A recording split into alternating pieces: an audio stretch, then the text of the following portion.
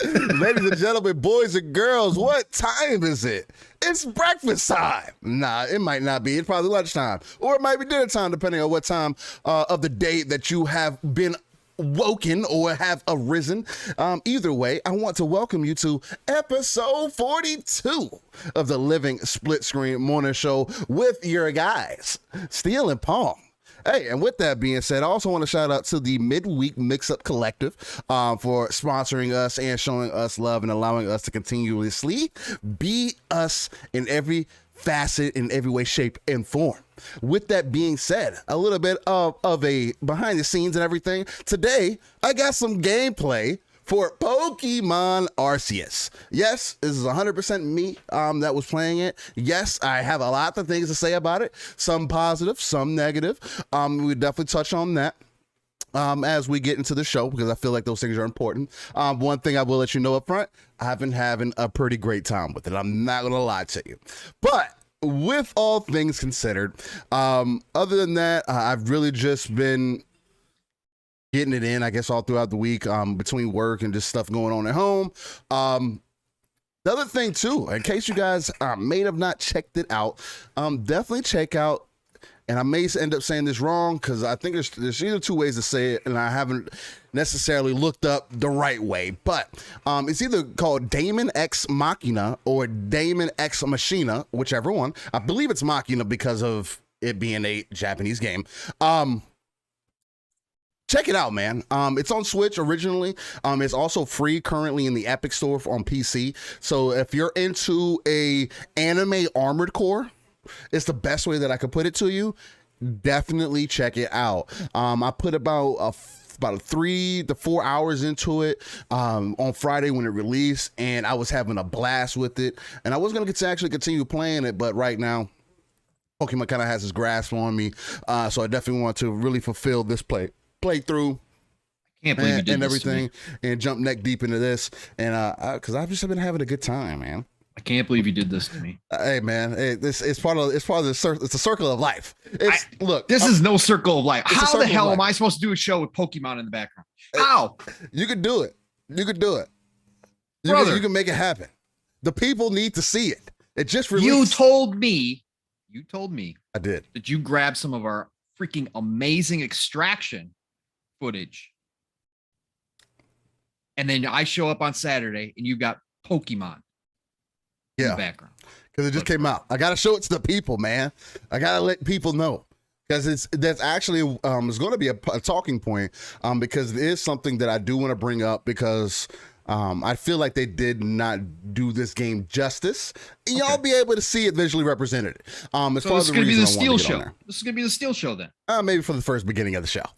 So I can just take off for a little bit and come back. 15 minutes or so. Yeah. No, it's gonna be like an hour. An hour? I don't know about that. I don't know. Oh, but with that being said, ladies and gentlemen, you already see how crazy we about to get today. It's Saturday morning. What other place can you get this live, raw, uncut, authentic, organic gamer talk, passion, other than right here with the Split Screen guys, and none other than me and your guy Pong. But with that, I gotta pass it off to the brother from another, the uncanny gentleman himself, the one that is just slandering the Pokemon talk, because he's outside of it. I don't have to slander it. He's outside of it. Look at it. He's outside of it nowadays. He's too good for it. But it's all right. You know, because we accept all gamers here. Again, we're looking to reach those 3 billion gamers. I didn't say anything about Nintendo gamers. I was talking about Pokemon, the game. Hey, you play what you love what you play. Hey, but with it all serious, Pong, what's going on, man? How you feeling? I know you've been talking about some things all week, man, and kind of just been giving it to the people. And, you know, as Mav calls you, the encyclopedia of gaming. What does that call you? God, that's the worst ever. Yeah, I think it's kind of cringy. I'm not gonna lie. But I do have to call you the uncanny gentleman. You're all the uncanny gentleman, though. So what's going on, man? How you feeling? You feeling like an X-Men today? What's going on?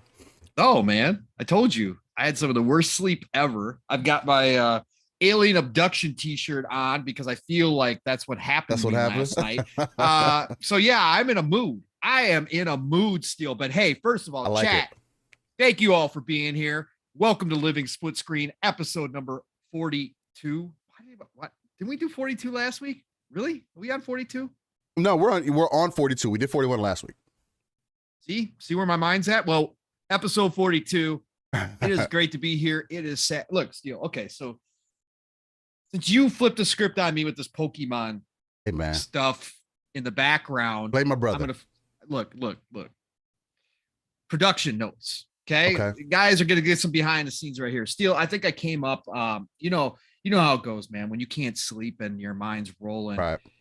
And sometimes that's when the greatest ideas in the world come into your head. Okay. I think I came up with a new segment for us on the show. Okay. We might have to put in permanently. Okay. What is it? The title is the problem right now. I couldn't come up with a good title as tired as it was last I couldn't either. But I'll just give you the extended version. So it is what I learned from the community this week. I like it. I actually like that. Well, what I learned from the community this week. Right? We got to come up with a better name, but I like where you're going. Yeah. No, like I said, it doesn't work, right? It doesn't work. What the community taught me this week, like none of that works, right? So, lessons from the community, maybe lessons from weekly lessons from the community, or the community Bible, maybe. Something like that. Bible? Okay, all right. We're gonna have to work on that. We'll work on it. Let me give some examples, Steel, this week. Of what I learned. Let me know what the community taught me this week. What they teach you, man. So just like any school, right? This community has some fantastic teachers, right? And it's also got some mediocre teachers. Okay. You got some horrible teachers in the community as well, right? So what I learned this week. So let's start with a lighthearted one real quick. Okay. Number one, Gaz, Mr. Sauce himself from Game On Daily. Shout out to the 10K. Much love. His much love to Game On Daily and Gaz and Ace. Love their energy. Yeah. But his birthday never ends. So he has a birthday today. So everybody go over there and just actually, whenever you get a chance on Twitter, hit him up in the DMs. Tell Gaz happy birthday. He's got an endless birthday. Let's just put it that way. I learned that this week. But I also learned that developers, when making a sequel to a game, must absolutely 1000% rework the whole game. All original animations. Okay. Must have all original art. Okay. They cannot reuse any assets. Okay. Zero? Because none. zero. Don't. Okay. Do it. Don't do it because this community will call you out for it. So please, developers, I know your job is hard, and I know none of us in this community, except for a few, are actual developers. But just listen to the people here. Listen to the great teachers out here that you cannot reuse anything. But Pong, they were trolling. They were just trolling. It's all just jokes, man. It's all just jokes. I also learned that it's a good first lesson. I see where you're going. Yeah, it's a great first lesson, I think, too. I also learned this week that sharing concept art with the community in excitement, and kind of just giving a behind the scenes look at things, beautiful concept art is worthless to us gamers. It's absolutely 100% worthless to it. Does nothing for us as gamers, and actually gives us false hope. See, I knew exactly where you were taking it. Nice, man. Yeah, feel like I've heard those things before. Yeah. So that was another fantastic lesson. It's a good second lesson. I have to use that. Yeah. Concept art. Don't depend on concept art. Don't be hype. Is that kind of go into that hype conversation a little bit? Like, don't be excited for things. Yeah. Like, again, telling the rest. I mean, again, these awesome teachers out here that are just trying to do the best for us. Telling us how we should feel about things, what we should enjoy about things. What we should be looking at that should take away the joy of new games coming out. These are great. I also learned There's a lot of slander this morning. I like it. The last one I'll bring up. Okay. And this is one of my favorite lessons. And we always have great new teachers coming along to teach us this lesson in this community, which is fantastic. Before you get into that third one, though, I kind of want to break it down. So the first lesson was that in our community, we have better developers than what is actually in the industry.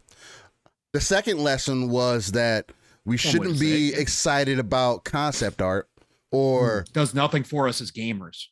We as gamers should not want to see concept art. Okay. So that's the second point. I just want to make sure, because I'm taking notes of these things in my special notepad, so that I can take it to one of my other teachers, so they can help me break it down further, because I want to make sure that I'm understanding. So, and then what's your third point? Because I love where you're taking us. I love it. Yeah. The third one, again, this is a favorite of mine, and again, it seems like we, the lesser community just can't seem to learn our lessons. So again, all these new teachers keep coming in to tell us this stuff. Right.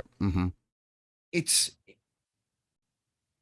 comparing a game from the PS4 era on the PS4 to Halo Infinite proves just how trash Halo Infinite is. Wow. That PS4, even though it's old, even though it's a 1 point, whatever it is, 2.4 teraflops, teraflipping, still had more impressive graphics than Halo Infinite did. Was Last of Us in that conversation? No. No. Actually, even better than that. Steel. Days Gone. Days Gone. Days Gone this time. Out of all the games out there, Days Gone. 30 FPS. In photographs, screenshots, zoomed in screenshots prove that the PS4 is obviously more powerful, more capable than the series consoles, and that the 343 are trash developers and Halo Infinite is trash. So again, we have to keep being taught these lessons, because some of us just can't learn them. So I'm glad these teachers in this community are around. Yeah. It's just fantastic. So that's what I learned this week in the community. Still, I got, plenty of other lessons, but I just wanted to give an example of where this segment would go. I like it. If I roll into it. Yeah. I like it. So otherwise, Steel, outside of that, it's been a fantastic week, brother. It's been a real life is real life. But outside of that, we got some Extraction in. Yes, we did. We've been rocking on Extraction with Mav. Shout out to Fun Speculation. Having a great freaking time, and loving that game. Jump back into Forza Horizon, and got my Ferrari collection done. So I was really happy about that. Still enjoying the hell out of that game. I know you got some issues with it, with the online play, but as a solo player, I'm having a freaking blast still. Love that game. And what else? Risen 2 of all things, people, on that backwards compatibility sale. It's a pirate's life. And I'm enjoying it. Although it's one of the ugliest games. Now, looking back, obviously, it does not hold up in any way, shape, or form in current gen. It does not. There's no. The color palette is the muddiest, ugliest color palette I've seen in a game in a long time. However, the old RPG aspects to it, the old systems that they used to use, there's still something so clean and satisfying about them without having to worry about the meta of everything. And you just kind of do the old school RPG thing. I love that. And again, from one of my favorite AA developers in Deep Silver, just a good time to go back to and play Pirates. So that's what I've been doing this week, Steel. So I have not enjoyed Pokemon like you have. I don't own a Switch. I will not buy a Pokemon game, even if I own a Switch. But I'm glad you had a great time, brother. I'm glad you had a great time. We'll talk about it. Like I told you in the DMs. Like I told you in the DMs, there are some key things that I have almost put down the game for. But there is a lot of other things that have also caused me to invest more into my Switch ecosystem. So It's definitely going to be interesting. I definitely want to talk about those things. But other than that, yeah, man. I mean, other than that, how you feeling today, man? How you feeling? What do you think? Where do you think we're going to give it to the people today, man? I mean, I liked your segment with teaching people some new lessons, because I feel like we do need to learn some lessons over time, and who better than the people from the community who actually are like right there hand in hand with the developers. They take these online courses. They know exactly what you need to do to be successful within the gaming industry. So I love the fact that you brought that to my attention, because now I have to sit down and do my researches and make sure that I'm on game, because I didn't know some of those things, man. So, well, it's just fantastic that we have the great neutrals in this community who are giving us this information. Right? So they're coming from a completely unbiased viewpoint. You didn't tell me that. See, that makes it a little bit better, because when it comes from somebody failed unbiased. to mention that a lot of them have this crazy clown makeup on while they're teaching us too. But I failed to mention that as well. So okay. Oh, damn, man. Damn. So we're getting taught lessons by clowns. Damn. All right. Shout out to Italian clowns, by the way. But that's no offense to you. That's interesting. So we'll definitely speak on that more as we kind of continue this thing. But yeah, man, I mean, where do you want to take the people before we get deep into everything? Do you want to go ahead and dive into some of the upcoming games? We do have an interesting title that's coming out next week, actually next Friday, that hopefully me and you will be able to both jump into and really get some time in. I've been hearing some good things about it. So you want to lead the people into victory with that? Been hearing some excellent stuff. Yeah, we could certainly do that. Hey, quick shout out again, chat. Love you all. Thank you for being here and supporting us each and every week. Special shout out. Spooky Sprocket is in the chat. So, brother, thank you. Again, great to have you back.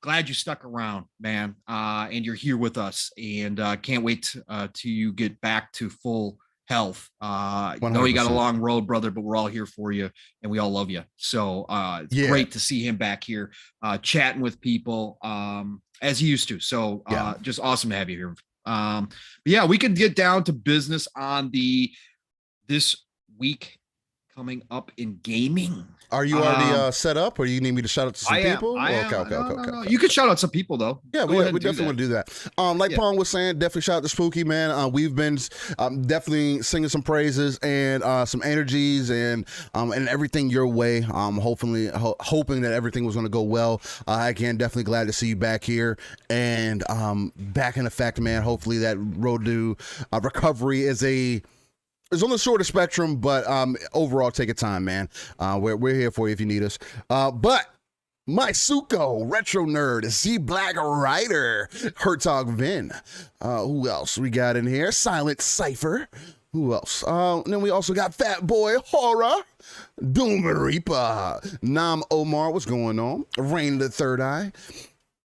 Who else? We got Hertog. I believe I shouted out him. No, I probably didn't. Hertog Vin X. Throw up the X's in the chat. Retro Nerd. What's going on? Tony Grasso. What's popping, my guy? Stanley Francois. What's going on, man? How you feeling? Dreadpool. Hey, man, we got to get back on breaking bread with Dread at some point, man. That was definitely a good time with you, man. Hey, if you guys don't know, definitely check out Dreadpool's Breaking Bread with Dread. It's an amazing show. Basically, he sits down with somebody within the community, sit down, have lunch, and we just talk about some different things going on in gaming, and also talk about the food that you're eating. It's kind of one of those, not necessarily ASMR, whatever the case may be, but I sure hope not. I don't want you and Dread doing ASMR. No, nothing like that. With food, I don't want that. I don't think anybody wants that. No, I don't think they want it either. Right. But no, we give you some breakdowns of basically the different types of foods, and it's central in Florida, so it's definitely interesting, and I love the last episode we had, so that's amazing, and he does good work. So, what else we got in here?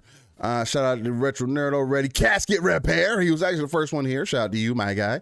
Always got a shout out to the first. Goose, excuse me. I got some built up gas here, man. What just happened? What's going on? What? Pause. All right, let's go. Oh God. Next, what's going on? Tempest Son.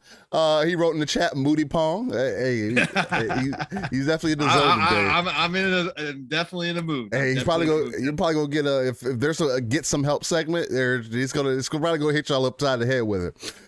Apex, what's going on? Six Slayer, what's going on, man? Seeky, what's going on? Rescue Squad Cope. Good to see you here, man. Dip down games and anime.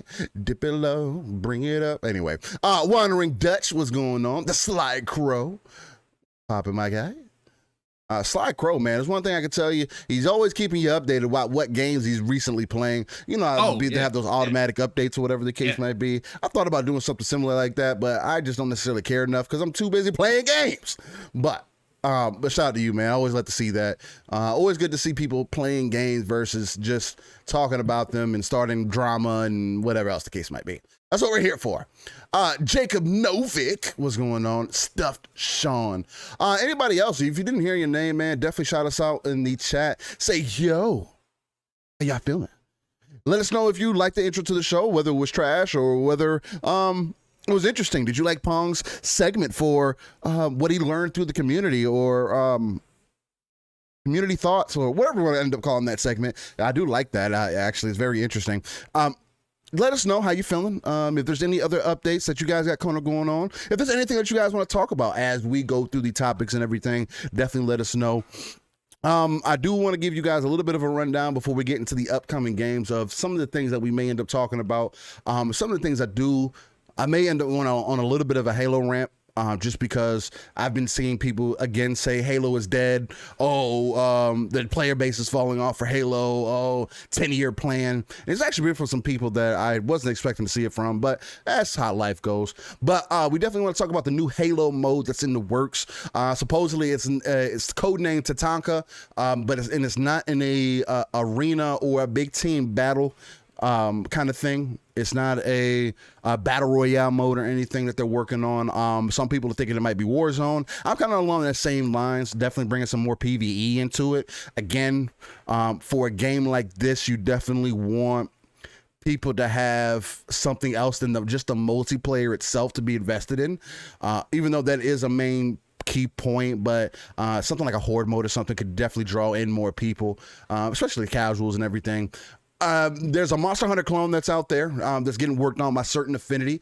We definitely want to talk about that. Certain Affinity are the people that have worked on, have kind of been a support studio for Halo, really, over the years. They've touched on some other games, Call of Duty also. They've touched on some other things too, so that's interesting. Kind of what Pong alluded to earlier, copy and paste in gaming, which is again, is an interesting take. If you want a second or third iteration of a game, I mean, do you want each iteration to take 6 years? But we'll talk about that. Activision seemingly settling in with Microsoft and Blizzard. Potential new game. Could be a survival RPG type of game. And there's quite a few other things. We got Respawn making 3 new Star Wars games. So yeah, we got some stuff to hop into. Definitely got some things to hop into. So we'll definitely get into that. But ladies and gentlemen, let's get into this week and upcoming games. Again, gaming is art, should be treated as such. That is why we do the upcoming games and on the back end, this day in gaming.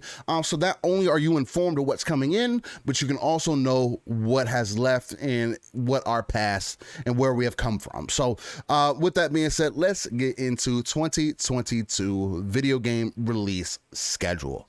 The week of January 31st. Go ahead. Facts. And this is going to be brought to you by Game Informer. Definitely don't want to take credit for that. I thought we got the Manscaped email. I thought you were going to surprise me. I wish. maybe get a little sponsor. We're not big enough for that. We don't get enough traction for that. I thought maybe just our energy overcame. I wish. The threshold of numbers that they want to see. That's what I thought happened. I do think that, but they want you to fit in certain criteria of men that are watching. Although we definitely want women to be there too, because I mean it's it's on both sides of the fence. It's not there ain't anybody. There's nothing stopping a woman from using Manscaped. That's true. It's all the same. All the same. But why couldn't it be called the woman Manscaped? I don't know. I'm playing. It's not called Womanscaped. Dayscaped. Okay. Dayscaped? Oh. Yeah. I see where you're taking this, Pong. You're getting us there. Just saying it works, right? You're taking us neutral. there. It's neutral. Hey, that is true.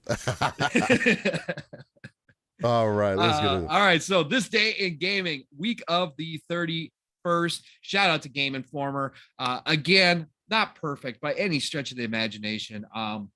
But at the end of the day, we just work with what we got. And if anybody in the chat knows of something else showing up this week that we forget to get to, definitely please go ahead and say it out.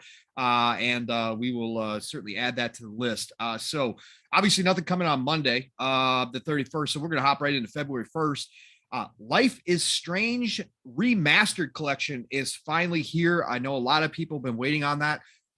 Not a game for me. I tried Life is Strange. It just couldn't get into the characters and stuff, but a lot of people love Life is Strange. So, hey, I know people were waiting on this remastered. I think it got delayed from the original launch point when they first announced it. So that's coming on February 1st to PlayStation 5, Xbox Series consoles, PlayStation 4, Xbox One. Stadia is also getting it along with PC. So basically everything is getting that. Let's see here what we got up next. We got just lost my spot. There we go. We got the Waylanders for PC on February the 2nd. Role-playing game, man. Again, PC gets a lot of stuff that us console players never see. You know what? I miss out on a lot of stuff because of that, because I'm not a PC gamer. But at the end of the day, bro, I already don't have enough time. I can't imagine me trying to graze through the PC market. Oh my God. Like trying all these RPGs and stuff. Oh man, I'd be lost. It's exactly why I have kind of set in stone the kind of gamer I am. I mean, I do like to venture out here and there. I mean, again, that's part of the reason why I'm playing Pokemon, but yeah, man, there's a lot out there. You got to definitely settle in, decide what you got time for, and kind of move from there, man. Yeah, no, for sure. Absolutely. So then we've got, I agree with you wholeheartedly, Sherlock Holmes, Crimes and Punishments. Interesting. This has been out for quite a long time. Actually, a lot of people that had played it enjoyed it and said it's really good from a narrative standpoint. And it's coming to the Switch on February 3rd. So looking for that narrative adventure, definitely hop into Sherlock Holmes Crimes and Punishment. I haven't played it personally, but I know enough people that have tried it or that have finished it that actually really do like it. So check that out. Dying Light 2. Let's talk about this deal. February 4th. So it's Friday. Now, I haven't seen the official launch times yet. I've heard that potentially we could be getting it earlier on Thursday evening. Okay. But it's technically supposed to launch on Friday. But Dying Light 2, Stay Human. Take a trip to New Zealand, you get it early. It'll be all right. Yeah, you can get that early, no matter what. You can get it if they do the that's true. That's true. Local time stuff. If they don't do a worldwide time, if they do a local time stuff, you can definitely hop over to New Zealand and get that early. But yeah, this is from Techland. I'm sure everybody in our chat is aware of it, but Dying Light 2 is looking better and better and better. Of course, they had the controversy last month with the 500 hours post, but whatever. Again, the fact that they had to explain to gamers what they meant still baffles me to this day, especially in this community. Being negative, man. I think it was people just being... That's still annoying to me. Intellectually dishonest, like we say here. Yeah. To some degree, and causing a controversy where there was no controversy. But it doesn't matter. Even with that slip up, not a selling point. It's looking fantastic. They did release for anybody who has not been lucky enough to get a current gen console. Right. Techland is doing everything. Let me go on here. There's a couple different things I want to say about this. They're doing everything right. Okay. They just released footage of the last generation consoles of Dying Light 2 being played on it. Right. This is not a cyberpunk situation where they were hiding it. A lot of people were saying, why haven't we seen anything? Techland has gone out of their way. They released what, like 10, 15 minutes of footage? It's about 10, 15 minutes. Yeah. Yeah. Of last edition or last gen footage. So if you've got an Xbox One X or an Xbox One or a PS4 or PS4 Pro, 30 frames probably, but 30 frames probably, but go check out the footage because it still looks really, really good. I'm very impressed with what they were able to pull off. Techland and their I forget what their engine is called. They've got a proprietary engine as well. It's impressive. The scaling ability on it is very impressive. Also, shout out to Techland, their entire team over there on Dying Light, including their social media managers. Okay, whoever's handling their social media gets it. Period. Their engine's called Chrome engine. Thank you very much for that, Steel. I don't know if you saw this, Steel, but earlier this week, somebody had said, "Hey, I've been thinking about pre-ordering your game, but I'm not sure." And kind of did that whole, I want to know more beforehand, blah blah blah. Right. And that was in response to a Twitter post. Techland social media came in and responded and said, "Hey, totally understand." And again, I'm paraphrasing, obviously, but totally understand. We are the review embargo lifts February 2nd. So hopefully that will help you make a decision. They said, please remember, always be happy with your decision. And if you wish to pre-order, you'll still have enough time. And if you don't, that's okay. We understand. Like, it was the perfect social media response to that. You know what? Here, let me find it real quick, Steel. Steel, talk about Dying Light 2 here for a second. What's your thoughts on it? Yeah, I could give you some of my thoughts on it real quick while you do that. For me, to see the growth for Dying Light, again, this was a game that's kind of been in limbo since about midway and into the first Dying Light when we first kind of started hearing rumors about this. Yeah, for sure. And again, with Microsoft seemingly stepped in, if the rumors and everything are true, and I believe they've may have been confirmed up to this point, at least, that Microsoft has definitely had some hand in investing to make sure that this game was going to come out, which is kind of why we were along the lines of thinking that maybe this is going to end up in Game Pass. Even if it doesn't, again, it's one of those titles that if you were interested in the first one, this second one is taking, and everything that I've seen from it, this second one is taking the first one and just taking it to that next level. Exactly what you would expect out of the second iteration of a game, expanding it, making it better, better parkour, better weapons, more variety, more customization, a bigger world. The zombie horde seem more on par. That fear factor is there. They're hitting all the right notes on everything that I'm seeing. And here, look, I'll tell you guys right now, I'm not the biggest zombie guy, right? Zombies just kind of fell off since Black Ops 2 for me.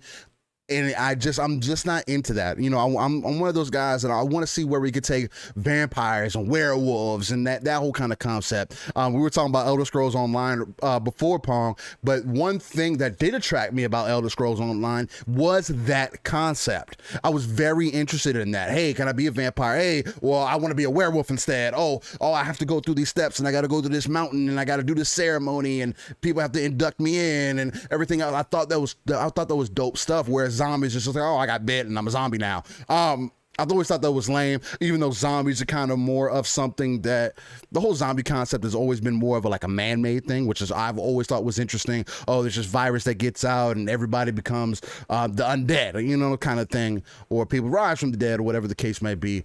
But Dying Light has always hit the right notes for me. The first game was immaculate. I spent so much time within that world. I didn't 100% the game, but I did fully complete it. And I beat it on, I can't remember if the first one had different difficulties or whatnot. But you know me, I probably beat it on the harder difficulty if there was one. But the co-op aspect of it is another key piece. Being able to run around with a buddy, complete all the missions, all the side quests. And again, I know a lot of people were trying to downplay the whole 500-hour factor and say that, oh, that's not a selling point. Why would you tell people that? At the end of the day, why wouldn't you want more time that you can spend within these worlds? Yes. I mean, is it to say, oh, it takes 500 hours to beat the game? A way to say it? No, but it's not what they said. They said to fully complete the game, they said it would take 500 hours or around that area. And come here recently, I don't care what anybody says on any of the timing that anybody gives. People told me that Kena Bridge of Spirits was only a 4 to 5 hour game, and I spent 20 plus hours playing that game on the harder difficulties. So that could, don't listen to people. If you had genuine interest in this game, like I say about anything, If you have genuine interest and you like the first game, then this second game is going to be for you. Pong, you seem ready to jump back in here. What's going on? I'm ready. I got it. But no, you great points there, Steel. Awesome points. So I've got the full first of all, let's start at the beginning. Their social media team had put out a tweet talking about, once again, and they said it all starts on release, but it's just the beginning. We're planning to keep enhancing the game with DLCs, challenges, stories, events, and more for at least 5 years, and that's a minimum. You sure won't be bored. And then they gave a picture of their roadmap, right, showing what they've got planned out for this game, right? Which is fantastic. And then this person underneath had said, excuse me, I'm so tempted to pre-order, but I am not. Too many broken games launched these days, followed by half-assed apologies by the devs. I love Dying Light. If 2 launches broken, let's face it, you know what state it's in when you release it, so no excuses, right? So this person was coming from the angle, and I get it. Some people have been burned by the broken game syndrome, right? So I get where they're coming from. Right. And their media response specifically was, no worries. We're doing our best to deliver a great game. If you have doubts, wait for the reviews. Embargo drops on February 2nd, so you will still have time to pre-order if you'd like. And if not, that's fine with us as well. Always remember to be comfortable with your decision. Bro, you could not have a better response. That is the best response, because as a gamer, that is how you should be thinking about it regardless. Yes. Regardless. Absolutely. Absolutely. Not defensive. Nothing about that. Letting them know that's totally cool. We get it. That's dope. Go ahead, review. We're lifting the embargo a couple days early, so you'll have all the information out there. You'll be able to see everything out there and make your decision. Right? That was such a perfect response in this day and age. So yeah, no, I want to give a special shout out to Techland and Dying Light 2. I'll be playing it this week. I'm actually taking off Friday. I'm pretty sure Mav is going to be running a stream at some point, obviously launch stream. Right. So you'll find us, Steel might be hopping in if Thursday night, Friday. Thursday night, exactly. So you'll have plenty of opportunity, I'm sure, to see the game prior to, even if you choose not to pick it up. But I am picking up this game day one. I'm supporting Techland. I put it out here on Living Splitscreen that I thought this game had a really good shot at coming to Gamepass. That does not look like it's happening. One of the devs came out and said, just to clarify, this game will not be available on any subscription services. So again, unless it's a surprise Tuesday Xbox Wire, like, hey, by the way, start off February, right, we're dropping Dying Light 2 into Game Pass. That could be the play here, because that would be a big bomb either way on Tuesday, and would generate a ton of hype. All those games already got a ton of hype. That's maybe why they're not doing it, because pre-sales are very good at this point.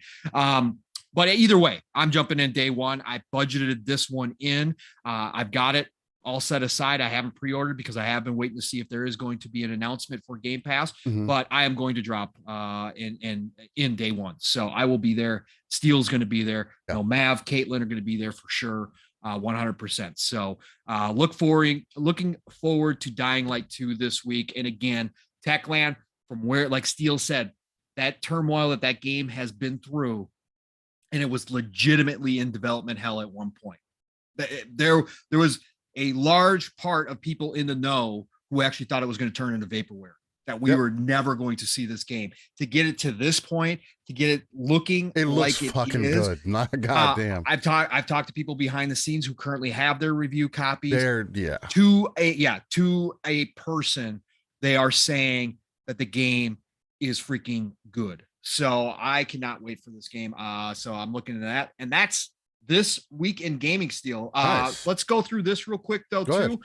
We did get news on the PS Plus games for this month, which people are very disappointed. So I don't know if this is a kind of a lead up to the Spartacus announcement, and they're saving some things for Spartacus to kind of get people excited out the gate, or what they're doing here. But PlayStation February PlayStation Plus titles have been announced. It is UFC 4.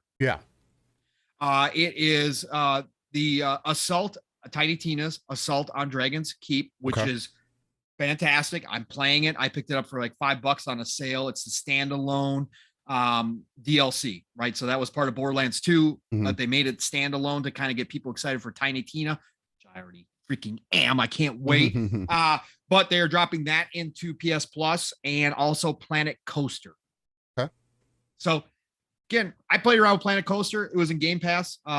Decent game if you're into theme park building. I used to be big into those games, but I played around with it. It's actually really good, but that's dropping in there. But again, compared to what we've been seeing in PlayStation Plus, I would have to say that this is kind of underwhelming overall. But again, for me, free games are free games, so whatever. I don't care. But that's what's coming into that. Games with Gold were also announced. Yes. I've seen a lot of people trash this lineup. And I got to say, there's one game in here you shouldn't trash. And I actually will throw in a second game. You should actually, three games in here. And one of them, people should not be talking about how trash this is, because this man deserves some hype. Single dev. Definitely. So games with Gold this month are February 1st to February 28th. So the entire month. Broken Sword 5.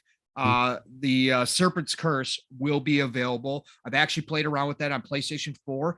Fun game. Narrative, old school, Double Fine style game, right? So it's kind of walking around and you got to find the items in the area and that kind of stuff. Right. But it's actually a good story. So I actually enjoyed my time with that. So Broken Sword 5 is coming for the entire month. That's free. And then we've got Aerial Knights Never Yield. Again, if you guys don't know who Aerial Knight is, younger guy, right? Single developer with a fantastic background story. Go watch his interview on Iron Lords. Shout out to Iron Lords again. They get some of these people. Yes. And obviously, here in Iron Lords, we're all about diversity in this community and showing up in games. Right. And that dude right there has got a freaking amazing story and a fantastic head on his shoulders. And this game, it's a runner. So this game just came out. When did this game come out? Just last year, middle of the last year, I think. At August, some point. July, maybe June, July, somewhere in that area. So if you have not picked up this game, please go check it out, because it's going to support him. Again, just because it's in Games with Gold for free does not mean you're not supporting the dev. Xbox obviously paid him money. It came out May 19th. No, February 3rd, 2021. Was that old? Mm-hmm. February? Initial release date. Wow. Yo. Okay. But anyways, Aerial Knights Never Yield.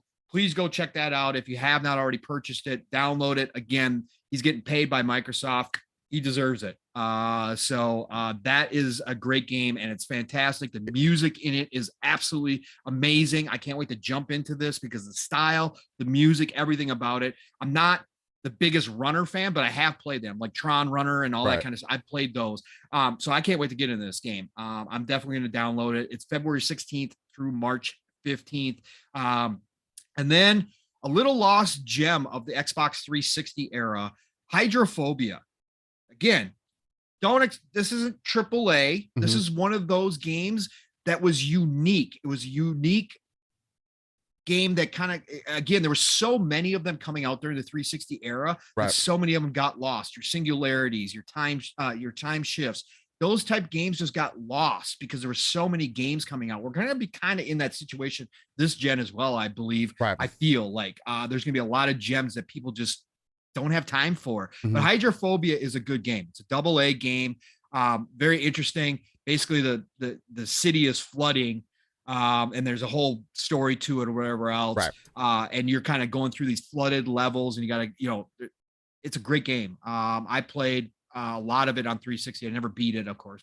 Yeah, but whatever. I did play a lot of it. So that year is available for download February 1st through February 15th. And then we've got the old Xbox 360 game, Bugs. It's what is it? It's Grandabugs, right? Or Grindabugs? Gandabud? I can't. Oh, Bandabugs. Excuse me, Bandabugs. That's what it is. Band of Bugs is also dropping February 16th through the 28th for free. So again, seen a lot of people trash this. I'm looking at this and saying there's, again, depending on what you play, depending on how you play. If you're looking for the big games, okay, well, no, there's no big games in here. But if you're like me, you like to try a bunch of different stuff. There's 3 in here legitimately. Band of Bugs, I remember back in the day, I didn't like it, but whatever. It's there. It's free. There are legitimately 3 games here you could find some enjoyment from. So that's for games with gold. And then we'll check the Xbox Wire here real quick. And see, Steel, you got anything else that you want to add to Aerial Knight or any of those at all? Oh, no. If you haven't tried Aerial Knight, definitely try it out. He has a big update coming. So definitely be on the lookout for that. But other than that, no, I don't have anything else. Okay, cool. Let's check out the Xbox Wire and see if there's anything in here for Game Pass at all. I'm not seeing. I don't think there is. I don't think because they haven't made the announcements yet, have they really? No. Okay. So there's nothing in here. Again, I'm still gonna say Tuesday surprise. Dying Light 2 Game Pass. I mean, we'll see. What might happen? We'll see. That'd be the day of the embargo lifts and everything. Steel. It kind of all works perfect. I mean, it would. Again, I mean, there's a lot of credence kind of leaning to that. But either way, I don't care. If it's going to be in there, it's going to be in there. There is an interesting point kind of coming off that I don't know if it was Colin that made this point, and other people. I hate giving people unnecessary just attention for their opinions and everything. But it was something along the lines of, people saying that, hey, there's so many people are just waiting for games to come into Game Pass at this point, or saying, hey, well, I'm going to wait to buy it to see if it's going to come into Game Pass, saying that it's not, that's not benefiting the developers. It's not helping anything. And I mean, again, man, it's one of those situations to where if you have genuine interest, then check it out. I mean, nobody's telling you to wait. I mean, now, if you feel like you want to wait because you feel like it might come in whatever subscription service, do you, man? I mean, it's your money at the end of the day. But I don't look at these games. I don't invest in it if I'm interested in it, or buy it day one and thinking about if it's going to come into Game Pass or not.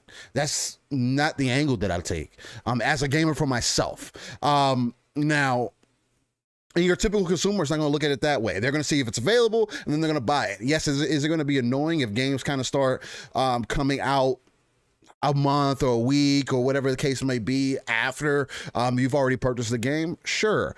But at the same time, I mean, sure, and that is something that we need to be paying attention to, because there's a double play at that. But again, these companies are here to make that money, and whichever way that they see fit to get that to happen, that's what they're going to do.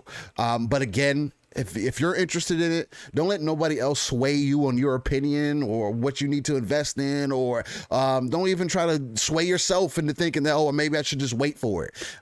Most of the time, if you're telling yourself wait, maybe it just wasn't for you at that moment and you need to see more. And that's perfectly fine. Kind of like what Pong touched to earlier with Techland. Hey, the embargo goes up. If you want to wait that time to see about getting it, cool. Even if you purchase the game, one of the biggest benefits that Xbox gives you is that you can refund your titles if you have not put more than 10 hours into the game, especially with your digital purchases.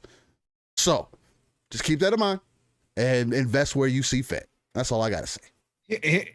And I'll add to that, Steel, because I think I come from a different perspective as a budget gamer, right? So again, I can't buy every game. So look, when people start talking about that, is it a reality that psychologically that people are going to start waiting to see if something's a Game Pass? Absolutely. Is that necessarily a bad thing? No, it's not. Is there a group of people who will only play games that are in Game Pass, right? Yes, there probably is a group of people out there. I don't think it's very big, that only play games in Game Pass because that's their $15 a month. That's what they pay for. That's what they're going to play, right? So is that a reality? Absolutely. Of course it is. With the millions of people in Game Pass, of course it is. There's probably a small percentage that are like that. Is there a percentage like me? I hold off on Game Pass because as a budget gamer, if a game comes into Game Pass and it's a game that I was going to spend money on, that money goes to another title. Okay. So I wait for that fact. It's not because, again, I'm already sold on Dying Light. I'm playing day one, whether I get it in Game Pass or whether I have to buy it. That's what I'm speaking to. Yeah. Right. And so for me, that decision's made, right?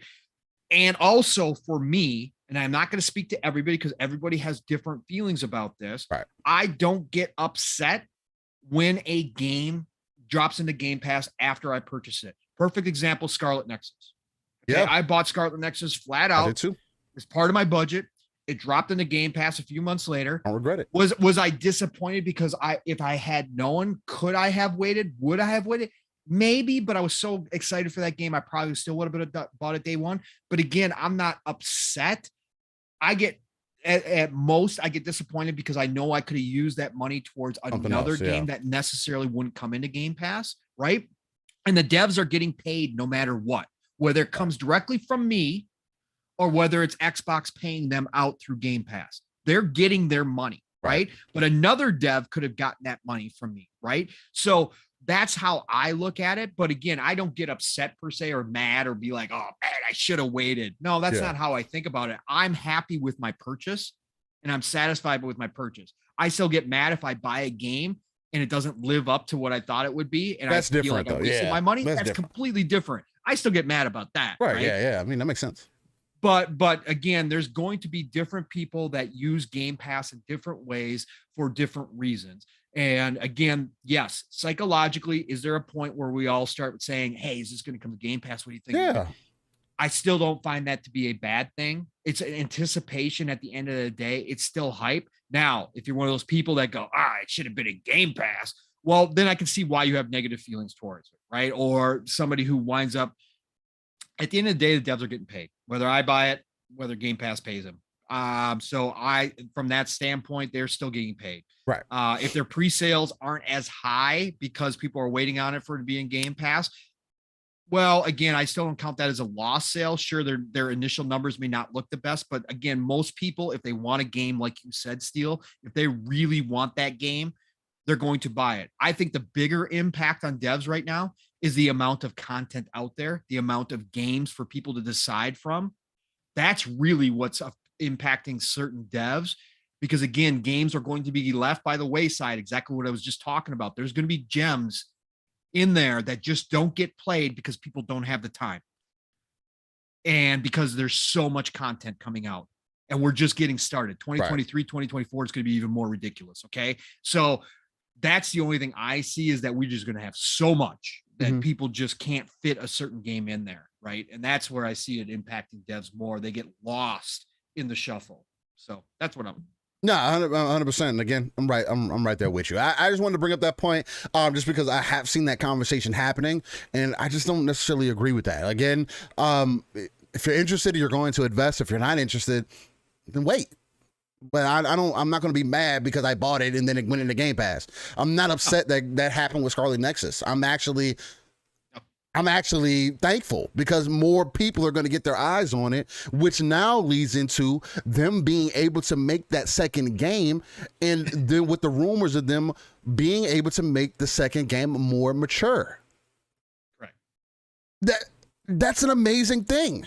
Who known if that was going to be able to be done if that didn't happen? Because it didn't get the eyes or it didn't get the traction or whatever the case might be. And I think that game is one of the best out of last year. Especially for that style of game, combat, anime, story, like you can't go wrong with that. So we got another example too, Steel. I know we're going to talk about, probably hit on that Scarlet Nexus thing, right, but also Extraction. They just announced 3 million this week, right? Yeah, bro. Excellent. The Game Pass effect is real. Whether people want to believe it or not, it's real. Right. Exactly. I mean, 100%. And it's nothing wrong. And there's nothing wrong with that. If anything, it just shows you the benefit of it. Again, I know me and Pong will kind of crunch some numbers in the background, and we'll get to update on that whenever we get some solid numbers, because we do have there is a certain aspect of that, because I've seen people making the argument about, and I'll get into a little bit about the whole Scarlet Nexus thing here in a second, but I've seen people having the argument that, buying games up front is more valuable to a company than, or just buying the game up front is more valuable than you being in a subscription service. And I don't know about y'all, but in the same time, a lot of these games don't end up getting into that 15, 20, 30 million range until the game's been out for 4 to 5 years. And at that point, if it's in a subscription service from the jump, in 4 to 5 years, you're going to get even more eyes than that, and you have made more money. Because that's not the only, because the other thing that I think people just really forget about, that's not the only game that you're going to play. You're spending, yeah, sure, you're spending you can spend $60, $70 on that one game. You're going to spend 100, 200 hours in that one game, and then you're never going to touch it again. Or maybe you do because you're a gamer that likes to go back into these worlds and everything else. But in most cases, that's why the numbers are as low as they are. If you want these games to thrive, if you want to have more investment in those titles that you're interested in, they have come out and said it is unsustainable and the current metric that it's in right now. 20 to 30 million over 4 to 5 years is not going to get you that next game. But 3 million people looking at your game within the first week, 2 weeks, 20 million people, like with Halo in the first month of it releasing, those are big. That's a big deal, whether you want to consider that a big deal or not, because you're getting instant eyes on it. You see, the devs can see the traction. The devs can see where they need to adjust things. They live, not wait down the line. And they get those investments up front. Because if, for an example, if Forge with Halo comes out and then all of a sudden there's a super uptick in Halo, which there more than likely will be, boom, there's going to be so much more investment put into the title because it is a 10-year plan. Oh, because they see more people flocking into it. The more people that you have playing your game, the more people are going to want to invest. Why do you think Final Fantasy 14 gets as much investment as it does? Why do you think World of Warcraft has gotten as much investment as it does? Me and Pong were talking about Elder Scrolls a little bit and arguing about Elder Scrolls Online earlier, but why do you think that has the investment that it's gotten? They're coming out with a new DLC, the High Rise DLC. And the game came out in 2014. And it's still being supported. Why? Because it has consistent player base of at least 300K, 400K that me and Pong looked at. Imagine what that game would do if it was in Game Pass. It's just to give you guys an example, because that argument of that entire argument is just so null and void to me. I don't get it. But to each their own. I don't want to go off in a soapbox about that. We'll also bring back some of those points later on in other conversations, because we will talk about the 20 million subs and everything. Well, subs, but 20 million, 25 million, 20 million players on Halo currently within its first month and everything. But that's kind of neither here or there. Paul, you got anything that you wanted to kind of touch on that? No, I was just gonna add that you made some great points, Steel. Again, the Game Pass gives the ability to give a fan base, a base of players out the gate that allows the developer to see issues, to see things that are working well. It allows them to fix things a lot faster. The perfect example, and I called this out last year. I saw this. The crystal ball was not wrong, Steel. Right. Hood, Outlaws, and Legends. That game would have been perfect for Game Pass. Right. The developers decided not to go that route, or maybe Xbox turned them down. I have no idea, right? Mm-hmm. We're not privy to that. But what I will say is, I said that would be the perfect example if they chose not to put that in the Game Pass to see how things went. It is now a dead game, Steel. That game is fully, it's PvP, PvE, right? PvPvE, whatever, how you want to say it. Right. There is no single player campaign. It's reliant upon having a base of players. Guess what? You can't find matches. The game is dead. The developers did not have a base out the gate because there was so much other stuff coming out at that time. Second Extinction had just dropped into Game Pass. People were playing the hell out of that. The developers were working on that. Hood, Outlaws, Legends got lost and had no base. They could not fix what was wrong with it quick enough. Right? They did not have the time. Now we've seen it also with like Outriders, where the developer decides to fix the wrong stuff first, which makes them lose their base, but they had an opportunity, right? Hood, Outlaws, and Legends never had an opportunity. It was dead on, it was DOA, right? It was dead on arrival. And that's the problem with if you make that decision not to put, again, I don't know, Xbox could have certainly turned down that deal and said, no, we don't think it's a good fit. Right. But if the developers turned it down and said, no, we're going to go our own way, look, again, at what point does Game Pass become a bigger risk not to put your game in there than it is to put your game in there? Right. And I think we're already at that point for certain games, right? So for certain games, those co-op multiplayer style games, again, Extraction, we could talk about it. 3 million players the first week. I can guarantee you the majority of those are on Xbox and Game Pass. I can guarantee you that. And guess what? For a game that was no hype, a lot of people going, meh. A lot of people going, why? A lot of people going, I'm not going to spend money on this thing. A lot of people found out how damn good it actually is. I was one of those people. Steel was the perfect one of those people. I was one of those. I said from the jump, I have no interest in Rainbow Six Extraction. And guess what? I'm fully invested in that game. I enjoy it. Especially, we got a little bit of taste of the third level of difficulty, the critical. Man, when I tell you I haven't felt more pressure in the game in a long time, I'll give you a perfect scenario. We go into. I wish you had this. We dropped into Alaska, man. Right? Because it was Alaska, right? I'm not tripping on that. No. We were actually in the fourth one. What's it called? Truth and Consequences or something like that. Whatever that fourth level is called. It's got a weird name to it. Okay, well, whatever it is. We were on the fourth You're level. talking about the dock moment, right? Yeah. We're on the fourth level. We're going in, and we're getting to we did all the missions. We're on the third mission. So we could have, mind you, we could have extracted already. We did 2 missions perfectly fine, no issues, could have extracted. We were like, oh man, well, I feel the difficulty, whatever, but it doesn't feel, it's not too bad. Right. We get to this third level,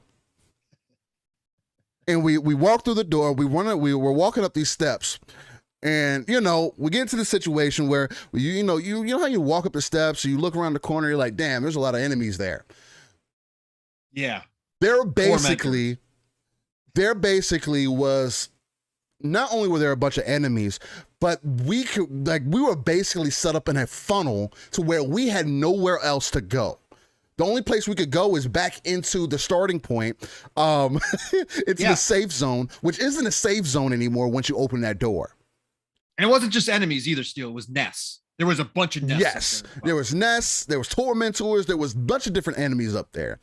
When I tell you that we tried to fight through these guys, and then all of a sudden we were overrun. Oh, that's an understatement of the year. Yeah, I wish you had this recorded. Oh my God. Look, all I know is that before we knew it, Mav went down, Pong went down, and I'm sitting there trying to pick up, we were trying to fight them off to get Pong up. They just keep coming. Tormentors are blinking all over the place, they're underneath the ground, trying to sneak behind us. We're trying to watch our back so we don't get shot in the back. And then more bloaters and things come, they're blowing up, smokes all, this poison clouds all over the place. And Mav's trying to go pick up Pong. And then before you know it, Mav went down. I'm trying to defend them off so I can get them up so we can get back to the extraction point, because you can still pick your homie up and kind of carry them to the extraction point. So I get up. I'm the last person up, right? I get up and I try to get up Mav. I'm rocking and rolling. I pick up Mav and I pull out my pistol, and then more enemies start coming. And two tormentors on you. Two tormentors at this point. I'm reloading. I'm like, all right, Mav, I can't hold you and do this at the same time. I gotta put him down. I go back down the fucking stairs. They're pushing me. They're like fucking spawning behind me now. I'm like, yo, what am I doing? I go down twice. Somehow I miraculously pick myself back up twice. I don't know how I got through all the sludge. Our chat during our live chat while we were playing this game during this moment is classic, because Steel is laughing with stress. He is laughing with stress. Me and Mav are dying because we're like, go Steel, we believe in because you. If we don't make it, we don't get no XP. Like if we all fail, we don't get XP and we lose XP. Yeah. But as long as somebody makes it out, you at least get to keep some of that. So needless to say, hold on real quick. Paul, you want to lead it if you want to keep going? Yeah. So Steel is soloing, running to the extraction point. The ground is covered for anybody who hasn't played Extraction yet. And shout out to Doom Reaper, by the way, for reminding me that the buddy passes are live. So even if you have a couple of friends that don't have Game Pass, you can invite them in and you can play this. I think it's like 10 hours or something like that. Right. That there are 14 days or something like that. They did some kind of setup, but you can invite a buddy pass for free too. So you can create a whole crew, even if your friends don't have Game Pass, invite them into this game. Yeah. But for anybody who hasn't played Extraction, the ground is covered in certain areas, especially where there's nests and there's enemies. They leave this goo on the ground that slows you down unless you shoot it out of your way. Yes. So Steel is running in slow motion because he has no time to shoot this stuff away. Go ahead, Steel. But you yeah, have no time. Yeah. I had no time to shoot any of the stuff off the floor. The enemies are coming at me. I'm trying to push through them. They're at this point, the guys are like, yo, don't pick us up. Just try to get it. Just get out of here, Steel. Extract. I'm moving through these enemies. And they were on my bumper. I pull out the pistol. I'm shooting the floor. The guys are fucking trying to teleport in front of me. I'm getting shot in the back. And I'm just moving. Needless to say, long story short, I end up getting to the extraction point with like the hair on my chinny chin, and we extract and make it out. The fact that I was able to get that feeling of pressure is an enticing argument for anybody. That gives me a reason to try to jump back in, because now I know that, this game really ramps up then. Now I'm intrigued. Now I'm interested. Can we get through these levels? Can we, what do we need to do? Was it the approach? What happened? How can we get through this level next time? And that is such an enticing thing. And I feel like if it wasn't on, and because it was on Game Pass, I wouldn't have experienced it if it wasn't for that. Yeah. Right. Because I wouldn't have invested into it. Right. And to me, that is just such an amazing thing to think about. Again, I'm not saying this for everybody. I'm not saying that it's the end all to be all. Again, but when it comes to titles that you had no interest in, and then you jump into it and you find out that you are having a good time and that you actually enjoy the gameplay loop, that just speaks to the leaps and bounds and the potential that Game Pass or any other, not just Game Pass, but sub services have on the industry. Yep. If it has the potential to do that, what do you think it's going to do to a casual? And I'm supposed to be part of the enthusiast group, right? I'm somebody who's thoroughly invested in this, right? What do you think it's going to do for the casual? And that's the RTS view that I want you guys, the whole point of this is that's the view that I want you guys to really take into consideration. Pull yourself out of the world, look in those dark spaces, and understand, because I heard some arguments last night, I'm not going to mention the names of shows, that say, you guys just want people to pay for one other sub-service subscription all of a sudden. This is what you guys are speaking to. You don't want people to save money. You just want people to be subbed to everything. And it's like, you don't have to sub, but why is subbing not a benefit to you? People only buy 1 to 2 games a year. Because the games are $60 to $70. What makes you think that anybody who's not thoroughly invested in gaming is going to want to spend more money than that? Your Call of Duty gamer isn't going to want to spend more money if they have to spend more money. They're not going to try out other games because they got to spend money on those games. Yeah, your Call of Duty and Madden players are spending money within those 2 games. They're already spending extra money. You're on crack if you think that these players who constantly invest, they spend the same game on every year. Yeah, they also spend so much more money within those games. 2K is the biggest example. You can easily spend $100 on top of the $60 price tag that is on top of that sports game. Minimum. Madden is the same. Minimum. Madden is the same. Call of Duty is the same. Free-to-play games are doing bigger numbers than that. Right. But it's like y'all think it's just y'all just think this because of the space that we're in. No. Your casual friends would sub to a service if they felt like they were getting value.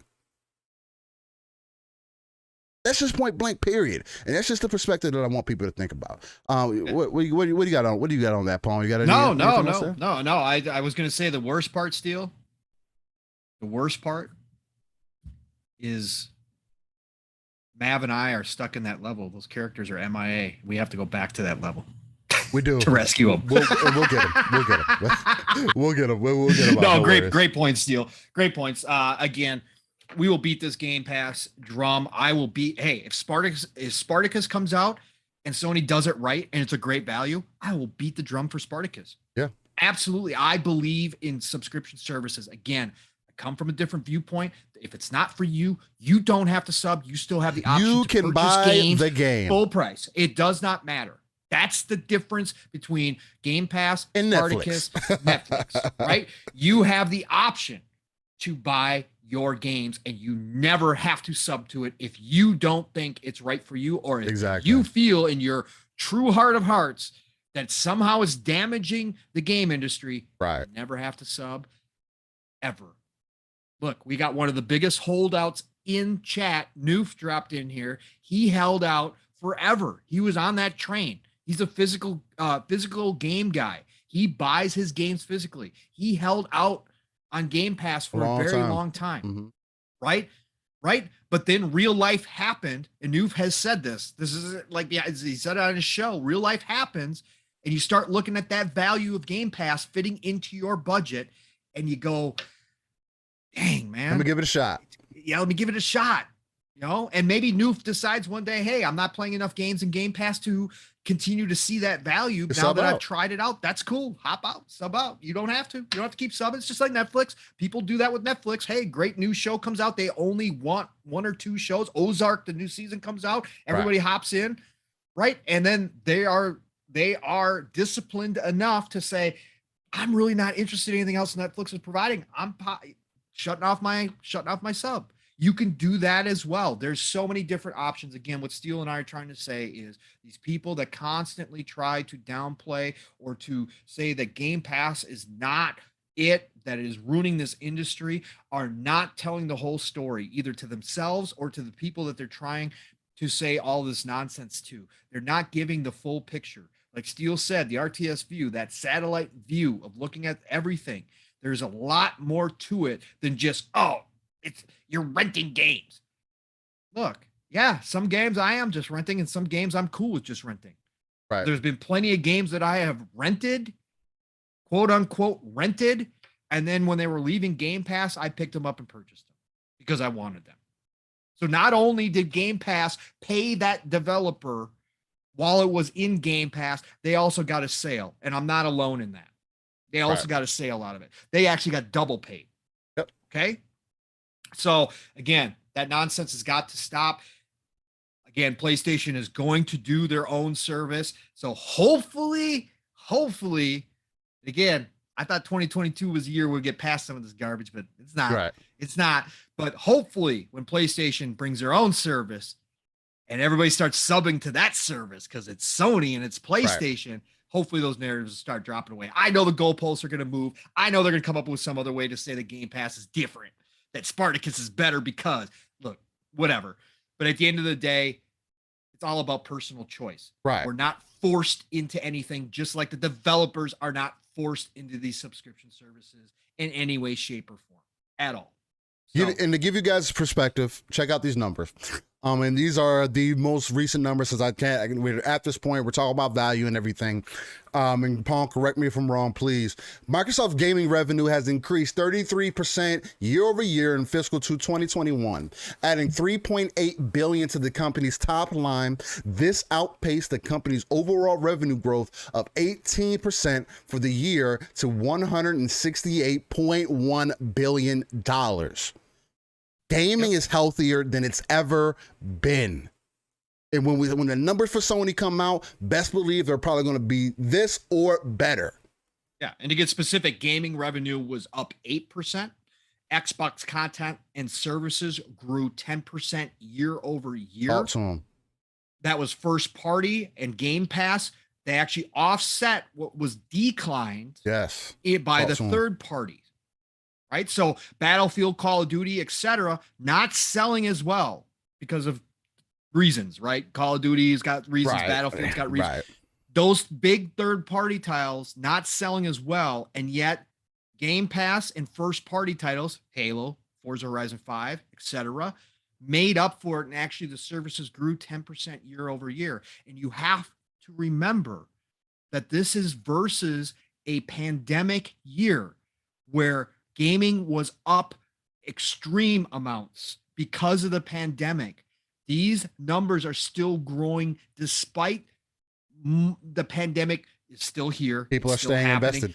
But you have more opportunity to go out in a lot of places now. There's a lot of fear that a lot of this stuff was going to slow down or actually decline. Mm-hmm. Guess what? They're still showing growth year over year despite that. It's going to continue. It's going to continue. Xbox hardware revenue was up 4%. Again, from launch. So like launch, they've said, the hype. Yeah. Like they've said, these consoles are selling faster than previous generations ever. These are the fastest generation console selling generations that we've run into at this point. The problem is that they're not meeting demand. It's not that there isn't enough consoles. They cannot meet demand. And the pandemic has made that worse. We'd be seeing so much bigger, substantial numbers if this was not the case. It would be crazy, Steve. It would be insane. Again, we talked about this last week or the week before. Insane. Despite the chip shortage, they are still outselling previous generation of consoles. Both of them. That's ridiculous. All the hype we heard about this chip shortage, and it's real. Yeah. It's real. But they are still ahead of their previous generation numbers. That is crazy to think about. That is insane. If that doesn't paint the picture for you, I need to go revive Picasso. I need to go revive Michelangelo. I need to go get somebody so they can paint you a better picture, because I don't know what else I need to do. Maybe I need you to go see the cathedrals or something. Maybe let's go to church. Let's go pray to somebody. I don't know what else you need. But if that's not enough to prove to you that we're moving into a point, into an aspect that is going to do nothing but benefit us as enthusiasts and us as gamers overall to eventually reach the masses, I don't know what else you need. But that's neither here or there. Let's actually get into something that I think is going to be pretty interesting. I know you guys talked about it a little bit, but let's talk about this whole thing with a new Halo mode being in the works. But on the heels of that, before we get into that, 20 million players jumping into Halo Infinite. Now, the reason that I feel like this is significant is because, again, people were saying that Halo's dead, and people are still saying this. The player base is falling off. And this is kind of where I might go into a little bit of a side tangent here, just because people don't know what the hell they're talking about. But when it comes to Halo Infinite, yes, there are a multitude of different things that it does not have working in its favor. One being a battle royale. Battle royale is the new hotness. Is one of those things that unless you have some semblance of it, people are not willing to invest because of Warzone, because of Fortnite, because of Apex. It's one of those things to where this is the reason why people play these games. As part of the reason why you see Call of Duty's multiplayer not be as prominent as it was in the past. People are more so talking about Warzone all the time than they are just talking about the multiplayer for Call of Duty. Yes, does that work against Halo in some way, shape, or fashion? Sure.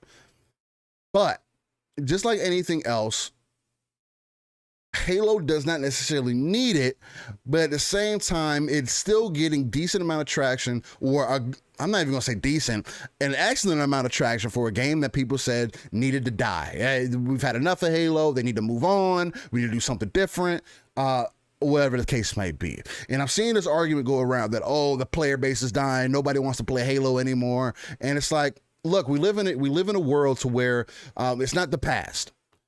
You only have so long to grab people's interest. One of the things that Halo does have working to its benefit, though, and it is free to play on everything. So it's going to have its dips. It's going to have its ups and downs. You just had Pokemon Arceus come out. I think this game is going to do fucking numbers. Why? Because it's the most different Pokemon that has ever existed. The reason I bring that up is to kind of show you.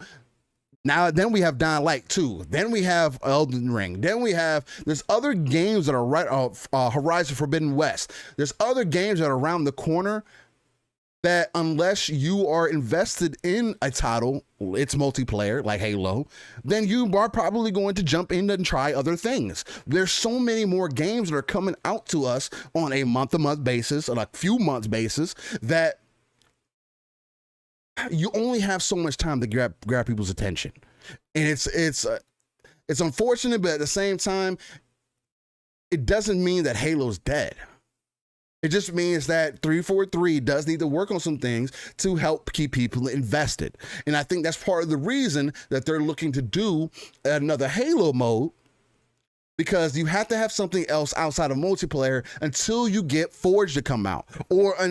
Even when you bring Forge out, there has to be something else to bring people in. Not everybody's a multiplayer gamer. PvE aspect on games where you can just fight enemies all day. There's a reason these horde modes are popular. And people constantly either downplaying or giving you fear, uncertainty, and doubt on any title that they're not genuinely interested in or not good at anymore is so intellectually dishonest, like we say all the time here, that it just doesn't make any sense to me. Again, they wouldn't be looking at doing other options if it didn't have some semblance of popularity, if it wasn't doing great, or whatever the case may be. I think, yes, compared to previous Halos, I think Halo Infinite is on the perfect track to do everything that it needs to do. And for it to be a 10-year plan, have that drawn all the attention that it has, considering, because that was one of the biggest arguments that people had. Oh, we got all these other free-to-play games out and you're going to put Halo in there? You think it's going to be successful? I think Halo proved y'all wrong.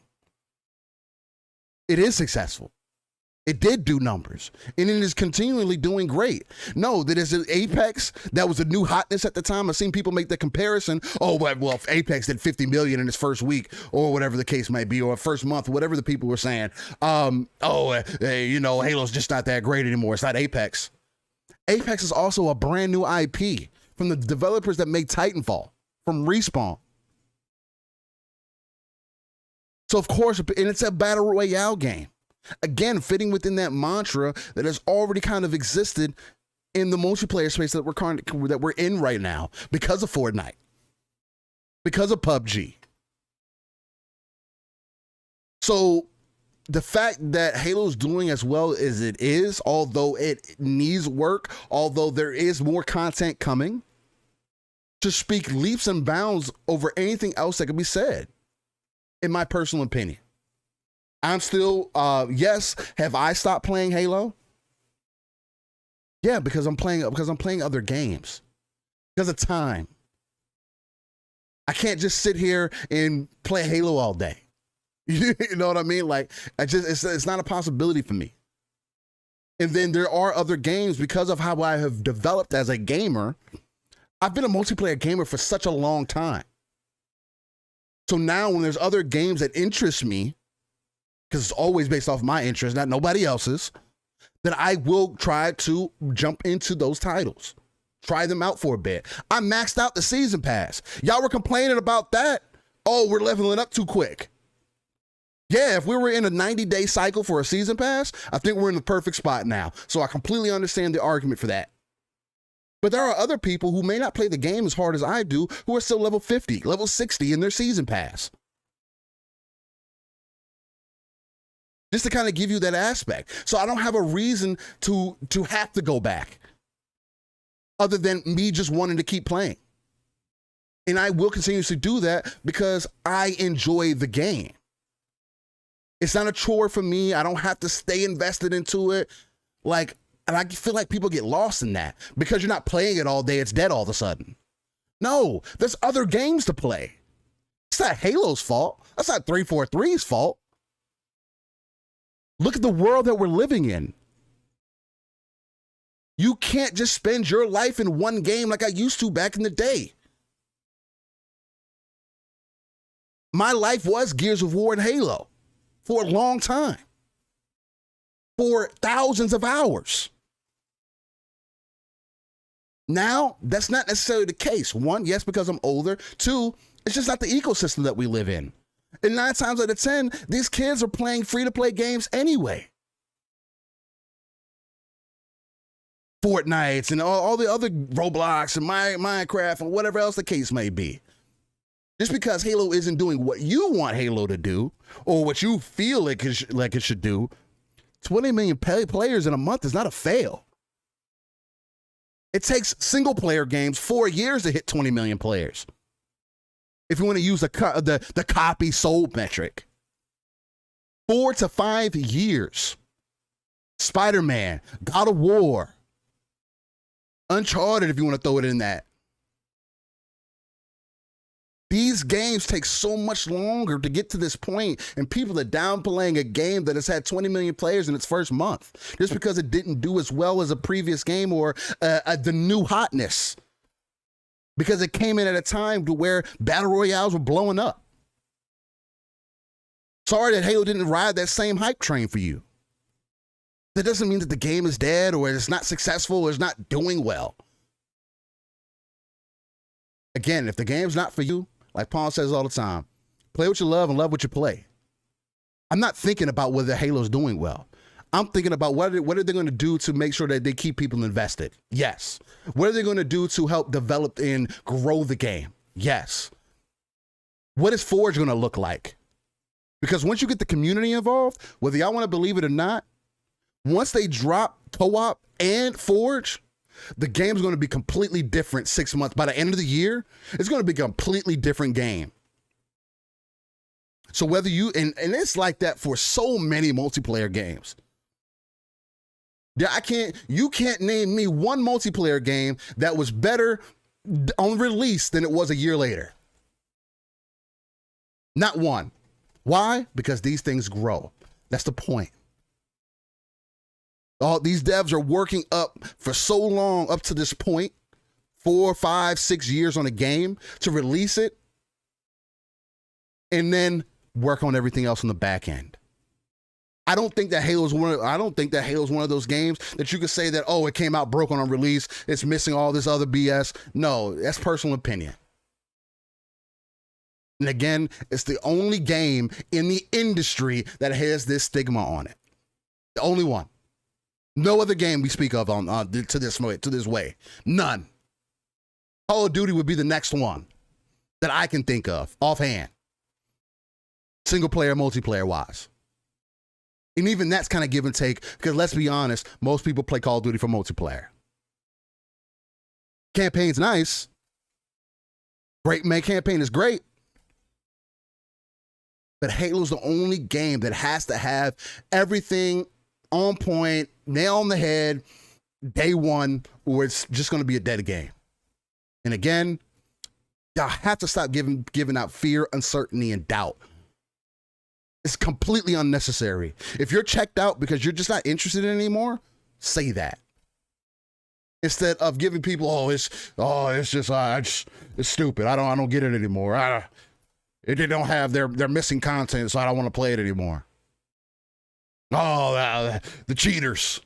That's console players and their aim assist and all this. Stop. Move on. It's not gaming's fault that you have other games that you would like to play. Just say that. That's the end of my soapbox. I don't want to go on all day.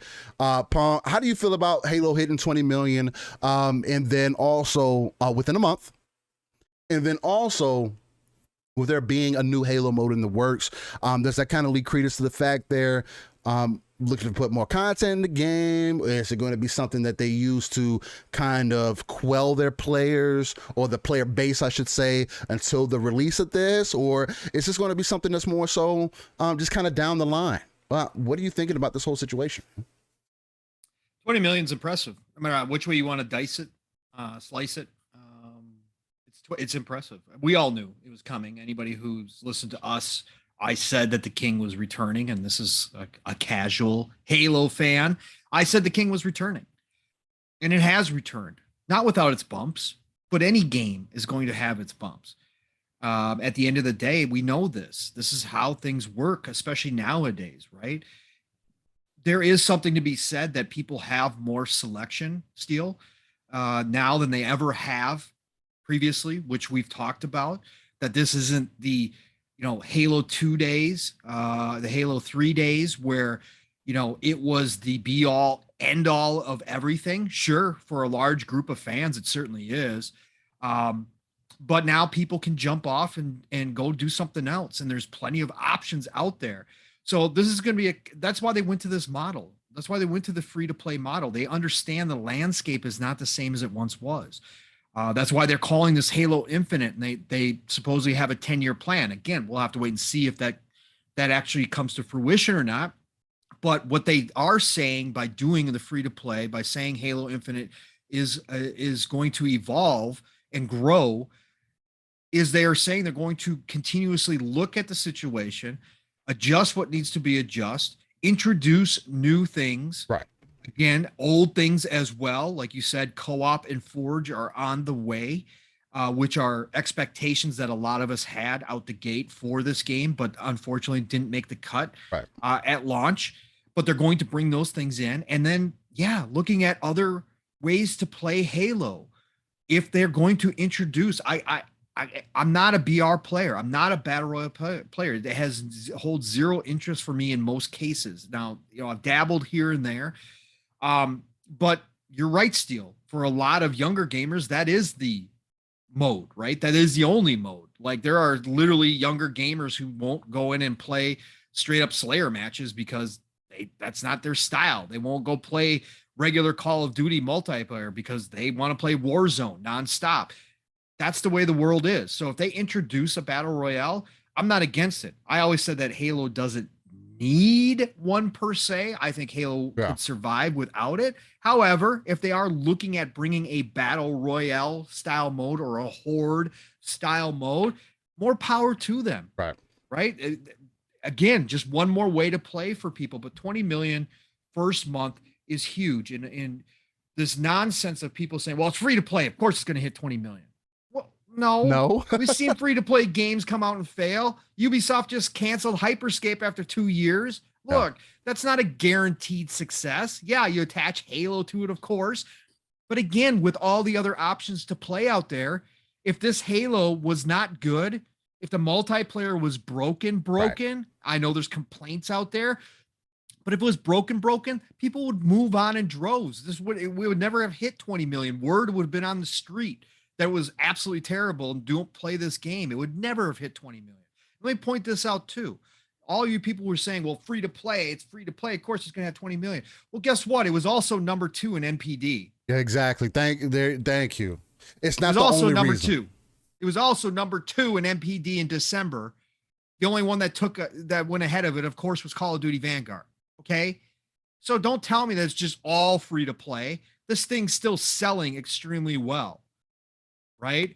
So I see nothing but good things ahead for Halo. As long as 343 continues to put the work in, which they seemingly are. They just put out another update last night to say they're fixing Big Team Battle, which has been a major sticking point within the community, that Big Team Battle is not functioning well.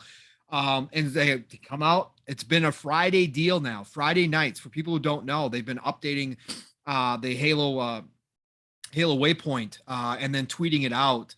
With what they're working on currently. They're being extremely transparent. Again, the storefront, people were up and down, mad about that. People buying cat ears, they're adjusting $10, and they're adjusting it, right? And they started this past week. They adjusted the pricing and they went to selling single items, so you didn't have to buy the bundle, right? They're listening and they are intent, as we know, because Halo is still the biggest franchise underneath Xbox's umbrella. Master Chief is an icon. This is a pillar of the gaming industry, period. One of the biggest franchises in history. They are not going to simply say, well, we got plenty of other stuff.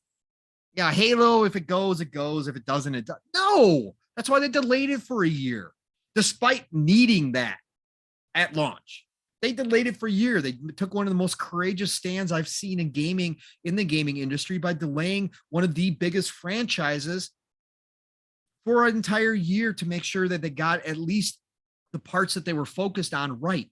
And the multiplayer, again, like Steel said, multiplayers nowadays, they come out and they get better as time goes on. Well, guess what? Halo, when it came out multiplayer wise, from everything that we played, from the flighting all the way up to launch, was one of the most polished multiplayer games that we've seen in years. Yep. Maybe decades, right? Day one. Yep. Right. Day one. And again, is it without its issues? No, of course not. Of course not. Of course not. There's always going to be complaints. There's always going to be criticism, but overall, the gameplay was on point. So 20 million first month is a great number. Is a fantastic number. 2 months. 2 months. Yeah, 2 months.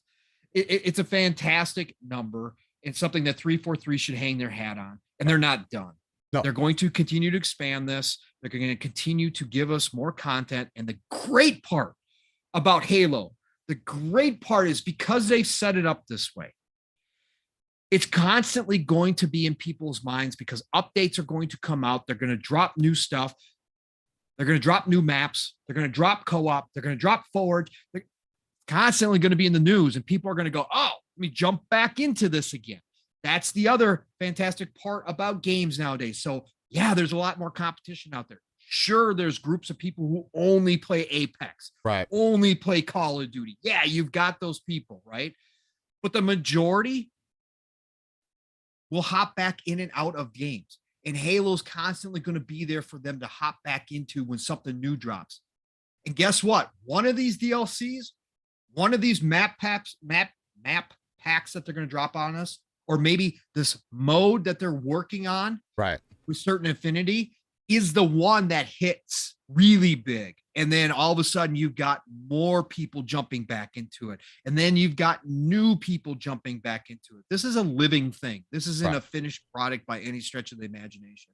And so therefore this has the potential the next year, next 2 years to continue to build on this early success and really become a staple for a large group of people at the end of the day. And I think that's where they're headed. I think that they're doing the things right. They're being transparent. They're giving updates. They're listening to the community. They're doing what needs to be done to make this happen. They're not, again, Halo's not going to be abandoned in any way, shape, or form. Yeah. This is going to be an investment. This is an investment in the future. Like Phil said, just like the Activision Blizzard, just like the acquisition of Activision Blizzard, it's a long-term play. Halo Infinite is a long-term play. This isn't a, hey, let's get this game out the door. We'll have another one in another couple years. That's not what they're looking to do here. This is a long-term play. Halo's going to be with us for at least, again, they say 10 years, but let's say at least 5 years minimum, at right? Least, yeah. We could say that. It's going to be a 5-year plan, kind of like we were hearing from Dying Light. It's a 5-year minimum plan. I think that's safe to say at this point. So this is going to be something that continues to grow, continues to put up better and better numbers as long as they do it right. Again, they could break the game. The game could, trail off for sure. But right now, 20 million solidifies that they did it and they did it right. And kudos to 343 and everything they've been doing. But that number is a great number to start out the gates. So very impressive stuff, Steel. You made excellent points, brother, with everything that's going on. Obviously, you got your pulse. You take the pulse of Halo, as well as anybody does, because you are a Halo fan. So that was great to hear. So shout out to you for the great points. But yeah, calm down, people. And again, these clowns out here that just want to question the numbers and how we can dissect them so that we can make Halo look bad and Halo's dead. Look, no. Go play your games. Go play your games. Right. Go play your games. If it's not the game for you, so be it. Cool. I don't even mind if you put out a tweet and say, hey, Halo Infinite isn't my game. I'm going to play Horizon Forbidden West. Cool. That's awesome. Go ahead and do that. But this constant, now that we've got the game out, this constant attack on everything Halo related is old. It's worn out. It's the clown show. It's the circus. It's nonsense. look, it's here. It's here to stay. Numbers are going to be what the numbers are going to be. 343 is working on it. Enjoy it. If you're a Halo fan, enjoy it, because I've heard nothing from all the serious Halo fans that I know, including Steel here. This is one of the best Halos ever put out. So go enjoy it. And if it's not the game for you, don't go play something else.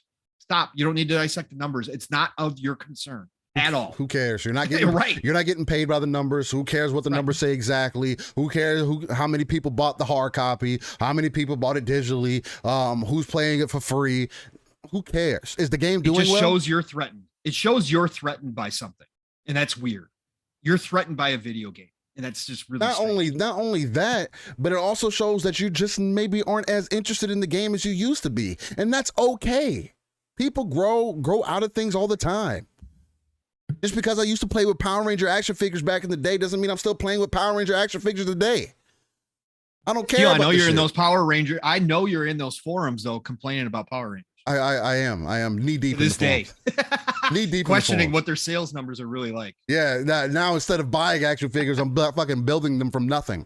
From these frames that I'm getting. Shout out to my Gundams. But yeah, man. But speaking on that, I think this is a perfect way to segue into this next thing, because you brought up Certain Affinity, and them having some hands-on with possibly the new mode and everything. And it's kind of the rumor that's been going on there. But I kind of wanted to bring this up too. The Xbox Game Studios, and this is a rumor, and Certain Affinity are making a Monster Hunter style game, according to Jeff Grubb. Shout out to Jeff Grubb. He does amazing work out here as far as confirmed the news by Jez Gordon as well. And also confirmed by Jez Gordon. So we got two different people that are knowing the industry, having good information, having good sources and everything for this potential title to come out. But Xbox Game Studios is looking for more co-op games, but they didn't want to force their studios to do it. Certain Affinity is making a Monster Hunter-like game, so they signed a deal to publish.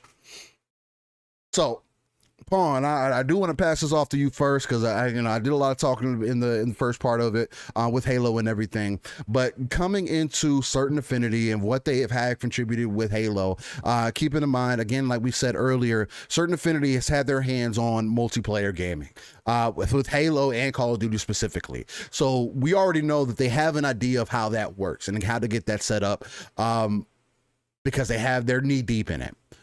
But for them to make a Monster Hunter style game, I saw some people saying that, hey, well, they were forced to make it. Microsoft said, hey, we need a Monster Hunter style game, and Certain Affinity, you're the one to do it. And then come to find out, timeline. I didn't even see that shit. No, really? I was seeing some of that. Yeah, I was seeing people say that on podcasts. Okay, people were saying people were saying that on podcasts. Okay, but quality teachers again out here. Exactly. Speaking of those quality teachers, well, maybe that's what the segment should be called: quality teachers. That's hilarious. But come to find out that Certain Affinity had this idea. They brought it to Microsoft, and Microsoft said, "Yeah, fucking let's do it." Sounds extremely interesting, especially off the heels of hearing Phil Spencer here, all these titles coming from Activision and Blizzard, and also saying, "Yeah, let's do it." So, Pong, I wanted to give this ball back to you, because Monster Hunter World was extremely successful. As far as a cross-platform, it was on all platforms. Yeah, first time out on everything, and it did really well. Still has a good status, still has a good player base. Yep. Monster Hunter Rise, that was on the Switch and is now on PC, is actually doing very well also. So we see that this Monster Hunter formula worked. And there was another game that I was struggling to think about the other day that I brought up to you guys. And that game is Dauntless. Yeah, Dauntless. Yes. I was just thinking about that. Yes. Monster Hunter type game that was free to play, right? Yes, it was. It was free to play, and it actually was extremely fun. Also, I actually was one of the founders that invested into the game earlier on. Oh wow, I did not know that, Seal. Yeah, I played it on PC when it first released. I got the founder pack and everything, and I played it for a good while. I probably got at least 100 hours into it. But These Monster Hunter clones or style games seem to have an effect on the overall gaming community. They come out, these co-op experiences, well, at least the way that they do co-op and the combat, I think speaks to a wider majority, especially when you see the potential of cloud gaming in the long run, mobile gaming in the long run, or just or on the go gaming more so down the road, whether that's on your laptop, whether it's on your phone, whatever device that you want to be on. Steam Deck is now coming out. I think we're gonna see a lot of potential for Microsoft titles through the Steam Deck. Because since it is a PC platform, Steam platform, maybe whatever you want to call it, but lo and behold, people are going to have that thing running Windows before you know it. And interesting, real quick, Steel, that Steam announced their new technology where they're allowing you to carry your play. They're making it easier, much like Quick Resume, to carry your play over through, if you let's say you're playing on your Steam Deck, cloud service, put a game in pause, it goes up to the cloud and you get to hop on your PC and continue right where you left off again, right? They just announced that technology. I wonder how that could be implemented with some Game Pass games. Steam Deck. So that tells me that there's a lot of different plays that could be had with this, but I wanted to pass it off to you because for this deal, coming off the heel of the whole Activision and Blizzard seemingly settling in, because there's also a potential another game that they have in the works that we'll talk about after this, but it's seemingly now all of a sudden after this deal is getting struck, that now we're getting titles that are getting announced or starting to get worked on that maybe we wouldn't have heard from before. Yeah. And I know a lot of people were kind of saying, on the lines of, well, we should have just let Activision die. And then now we're seeing it probably was the best play to happen because now we're getting more IPs, more creative potential and opportunities. How do you feel about the potential of this Monster Hunter clone? Is this something that we necessarily need? Is it an avenue for certain Affinity to become maybe one of the more so known top dev teams? Because right now, nobody knows. We didn't know I didn't know who certain Affinity was until we started talking about them. And you do a little bit of research on them, you come to find out, man, these guys got a resume. Yeah, they do. They do. How do you feel about that? Yeah. Well, first of all, to certain group of individuals out there, guess what? This is about as close to 100% organic as you can get. So this is a team that has worked with Xbox extensively, amongst others as well. But again, as you stated, Steel, this certain Affinity was is obviously known as a support studio, but they are. If you go back through their histories of Halo and Call of Duty just alone, they have some of the most iconic maps created and multiplayer experiences out of both of those franchises. Yes. This is a team that knows how to do multiplayer. Hey, and Pong, I don't mean to interrupt. Sorry. No, go ahead. I saw Xbox Rules say it already runs Windows. Xbox Rules, I do have to let you know that the Steam Deck runs a Linux-based OS system that can run Windows games. It's not a Windows device. That's a difference. But you will be able to run Windows on it. Yeah. Guarantee you that. Sorry. You could. Steam Deck is going to be totally customizable. You're going to be able to drop whatever OS in there you want. Right. I just want to put that out there because I know some people are of that misnomer. It is a Linux-based system. It's not Windows off rip. So. Yep. Correct. So again, they know how to do multiplayer, and that's huge. Number one. Number two, their only IP that I know of that's their own IP was Age of Booty, which was a little Xbox arcade game back in the day, which I actually liked. It's a little pirates game, actually kind of fun. But that was the only one. But they've worked on Mafia 3. They've worked on Crackdown 3. They've worked on Doom 2016. They've worked on Crimson Alliance.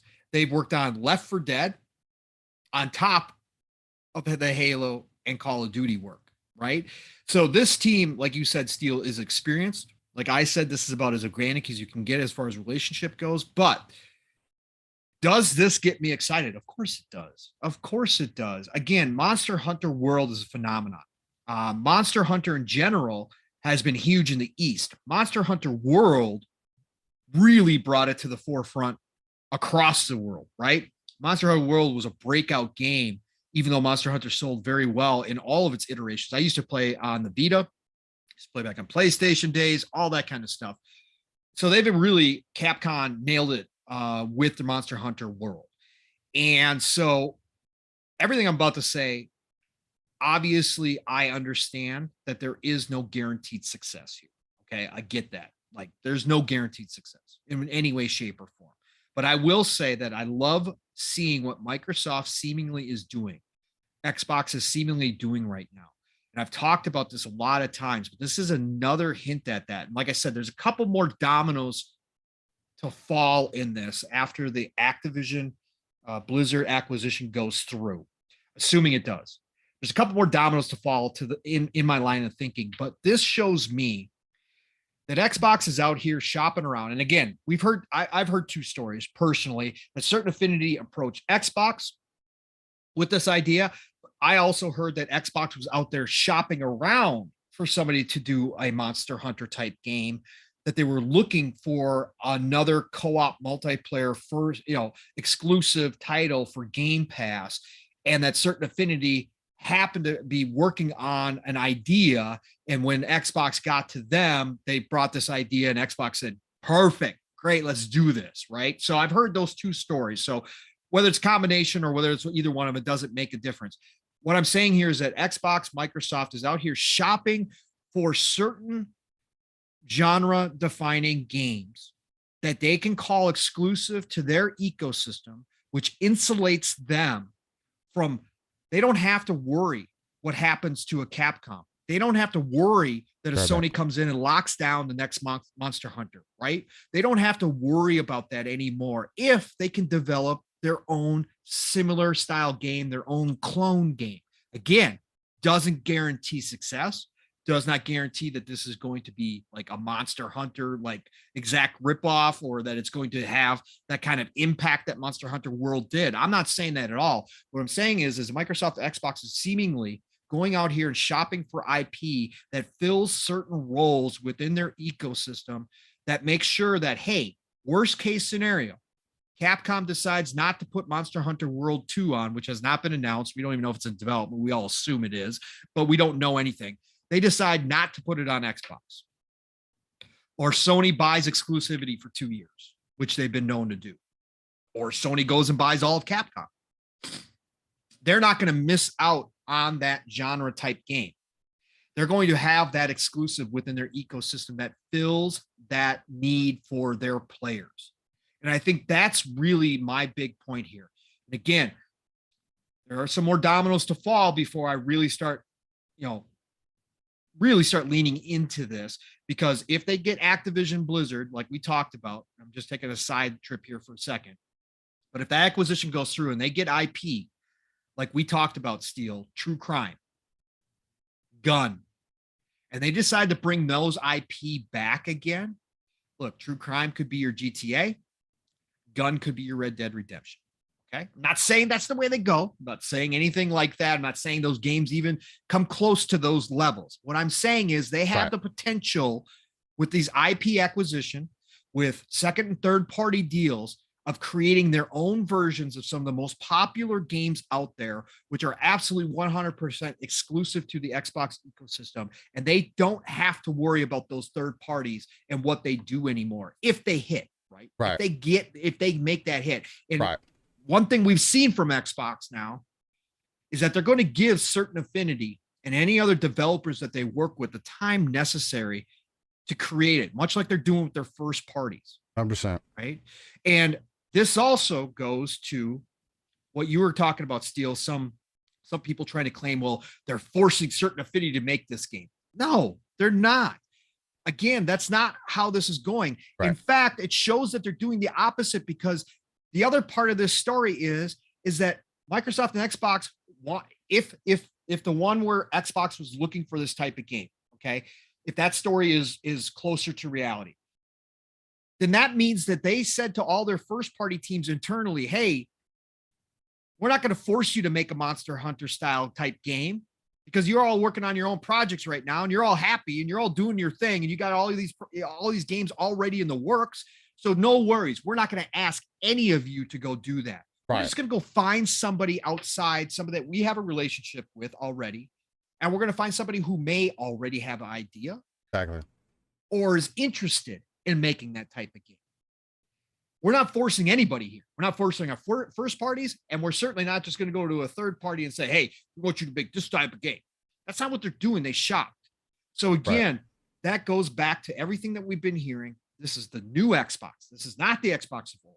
This is the new Xbox who is letting people do what they do best, which is create the things that they want to create, giving them resources, giving them time to get it done, and making sure that the quality level, which was a problem during the Xbox One generation for a variety of reasons, that the quality level is now raised and that these games come out the right way. Again, Halo delayed for an entire year. Starfield, maybe back in the day, would have been pushed out the door. Right? Maybe the old Xbox would have said, no, we need Starfield in 2020 or 2021. Guess what? You got to put that game out. If it's a little broken, we'll patch it, right? Hey, just get it out the door, Todd. Yeah. Now, Todd, hey, you tell us what date you want, Todd. 11/11/22. You got it, Todd. Go right ahead. Take your time. Polish that thing up. We already know it's in the polishing phase. That's been confirmed. It's in the polishing phase. Todd confirmed it was playable all the way through last year before the end of the year. They are now polishing it, bug fixing for the next year, or roughly about a year.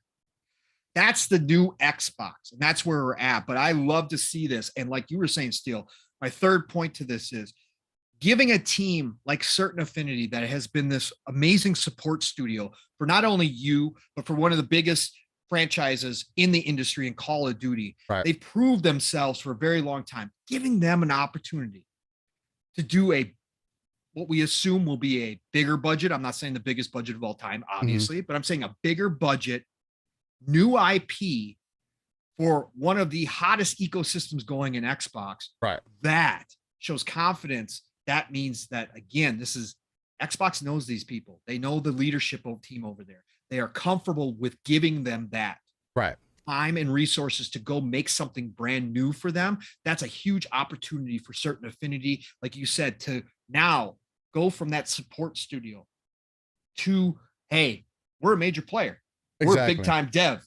We're a big time dev here. And that for me is exciting because, Steel, I love those stories. I love the teams that have been around, that have worked with each other for a long time and have gotten better at each iteration. I love to see a team on the come up, right? And that given that opportunity to go out and prove themselves. And I think that Certain Affinity, 15 years in this industry, has a really good chance at nailing this. Again, we don't even know what it's going to be. We don't know if it's going to be a 1-for-1 with Monster Hunter, or if they're going to bring a whole different kind of idea to it, right? And I can't wait to see. We're a long ways away from seeing anything. They started last year. We can now say that. They actually announced that they were working on a new IP last year, but did not say who they were working with. Obviously, it was Xbox. So they started in 2020. So 2024, 2025 is probably when we can expect this, depending on scope. Again, it could be a smaller experience, games as a service style where they add to it later. That would certainly work well too within the Game Pass system. So, hey, maybe we do see something, 2023, but I'm expecting 2024, 2025. But I can't wait, man. So what else you got to add to that, Steel? For me, the biggest thing, it just gets me excited. I know some people may not be as hyped because of something like this coming in, but it shows me the play that multiplayer, again, is becoming more of a staple within not only the community, but within the ecosystem, along with co-op experiences, because that's essentially what this would be, hopefully. And again, we don't know for sure, but this is kind of my hope, that it would be one of those great co-op experiences. Again, you see the success that Monster Hunter kind of has with it, and to have something else to where it could kind of play off of that, I think is going to be an amazing thing. The biggest thing that I want to see out of Activision is that creativity for them to kind of get back on par with kind of what they used to be, man. Whether that be in Activision and Blizzard, whether that be Warcraft, another Warcraft RTS, or whether that's another StarCraft, or whatever the IP may end up being. Those are my main two that I would like to see come back. Especially if we could do a third-person StarCraft, just because StarCraft is so, like, the story in StarCraft and the enemies of StarCraft have so much versatility, and to take that angle for it would be such a different perspective that I think a lot of people, you look for those interdimensional or those space adventures that you can kind of go on. That would be one of those titles. Again, we kind of talked about it last week with StarCraft Ghosts and everything. If they can revitalize that, you can definitely believe that that's going to cause such an influx, not only in the Game Pass, but also just for Blizzard specifically, that can allow them to continue to create more and more games. Again, this is kind of that play. The fact that as soon as this deal has kind of been solidified, we're seeing creativity come out from it immediately. And again, who knows what is going to end up happening? We won't see anything from this with anything within at least for another 4 to 5 years, but this shows me that there are things in the pipeline, things to be excited for. And I know a lot of people are like, oh, well, you don't know nothing about what's about to happen within the future. You shouldn't be excited for these things. And it's like, that's not why we do this, though. We host a podcast because we are excited about the gaming industry overall, what is happening, what is going to develop, what things are going to change. That's what makes Game Pass exciting, because you're giving people an opportunity to invest and play titles that they have not been able to play before. And again, kind of like what UK Lad just dropped in the chat, Monster Hunter is absolutely massive. Anything with the same elements in a different world would probably do well. And that's 100% right. There's a thing for it. And not to say that they have to make this, but the fact that it was their creative idea, they brought it to Microsoft, and Microsoft said, yeah, let's do it, to speak credence in itself to where the future that we're moving into. Because there's other people and other companies that will look at these ideas and say, well, I'm not trying to compete with Monster Hunter. That's not what I'm trying to do here. Nah, let's not do that. So, and then Xbox Rules was saying, I'd rather watch paint dry than play Monster Hunter. And look, it's not going to be for everybody. And that's the entire point. I really wanted to Xbox Rules' point. Look, I bought Monster Hunter World on PS4. I have been playing Monster Hunter for a very long time. I was excited. But you know what, Steel? I found out that for whatever reason, I don't know if it was just the time that it came out, but I just could not put the effort into getting good at that game. And again, could have been the format. I will say this. I was a solo player back then, right? I didn't have this. I didn't have you. I didn't have all the people that I play with to jump into. And that might make a difference at this point. Maybe Monster Hunter World for me needed to be played with a group of people to get the full experience. But right. I as a solo player, I just could not find myself putting the time necessary into Monster Hunter World to make it something that I was really interested in. But again, for me, I'm always willing to try games, see what happens. That's where I'm at. I will try everything except for Pokemon. 100%. And that kind of goes into Activision seemingly settling in with Microsoft in the potential of Blizzard's new game being a survival RPG. How are you kind of feeling about that, man? Do you see the potential in that? Do you think it's going to be something exciting? We did see some images from it. An image from it where this looks like some concept art that could be potentially exciting. No, we don't know nothing about the game, but that doesn't mean that we can't be excited for it, right? How do you feeling about that? Does it kind of lead credence to kind of what you were speaking on before on just the potential of Activision and Blizzard and the type of titles they could put out, or how you kind of feeling about that?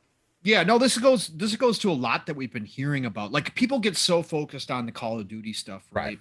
And obviously, even if you move over from the Call of Duty and Activision situation, and I'll say this, the Activision side of things, there's more to fix and more work to do than on the Blizzard side. The whole company has a lot to work on, except for maybe King. I said this last night on Xbox Ultimate. Yeah, King ain't got nothing.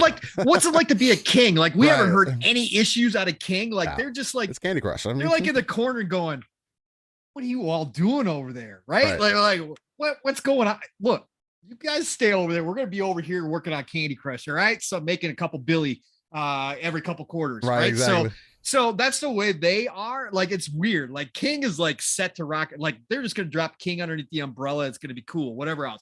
Activision, though, if what Phil is, his early comments are saying that he's looking at Activision going, let's go at all the old IP, and they are going to unshackle those teams from Call of Duty. That's going to be a much bigger house flipping situation, renovation. So I think that what they do is they separate Activision, they separate Blizzard. We'll just assume Ybarra continues to run Blizzard, reports to Phil directly. They put somebody completely else over Activision who's going to report to Phil.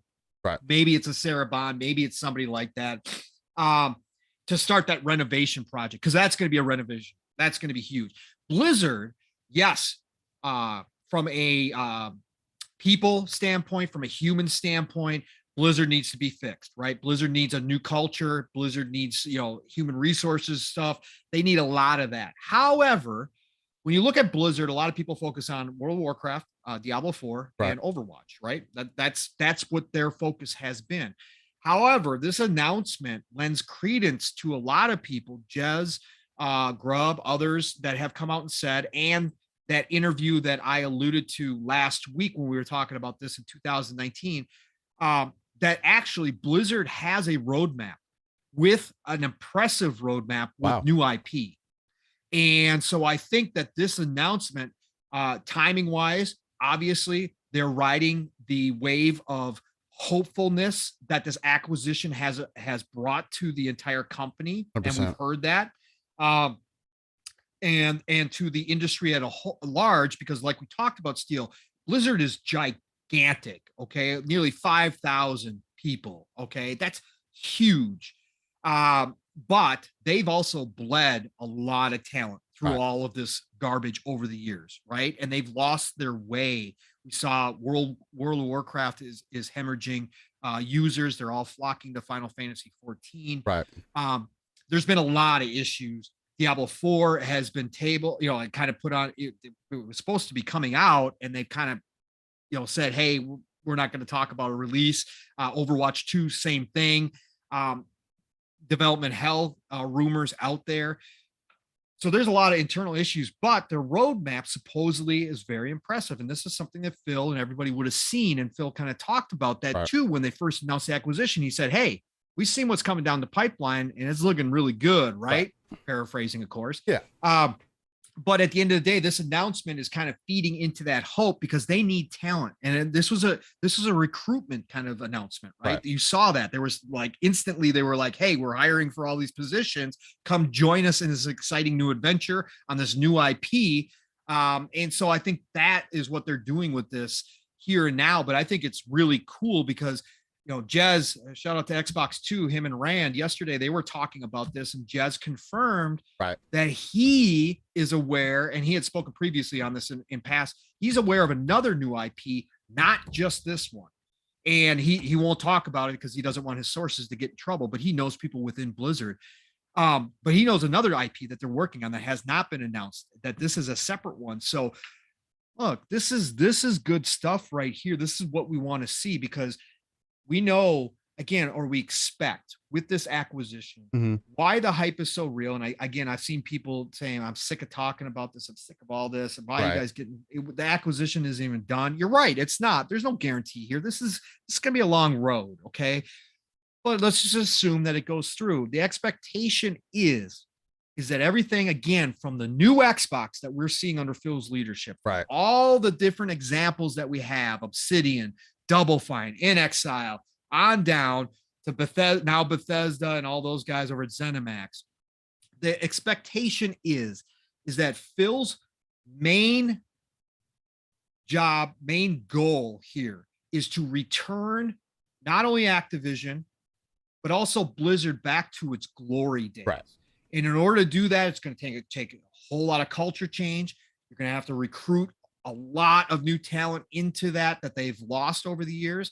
But part of that is going to be, hey, guys, we know you've got a lot of great ideas in there, that maybe some of them weren't greenlit, that some of them were, tossed to the side because you needed to pump out another World of Warcraft expansion just to make the investors happy, even though you knew it wasn't up to quality specs, right? You knew that it wasn't your best work, but you had to get it out the door to make those investors happy. That's all gone. That's all that.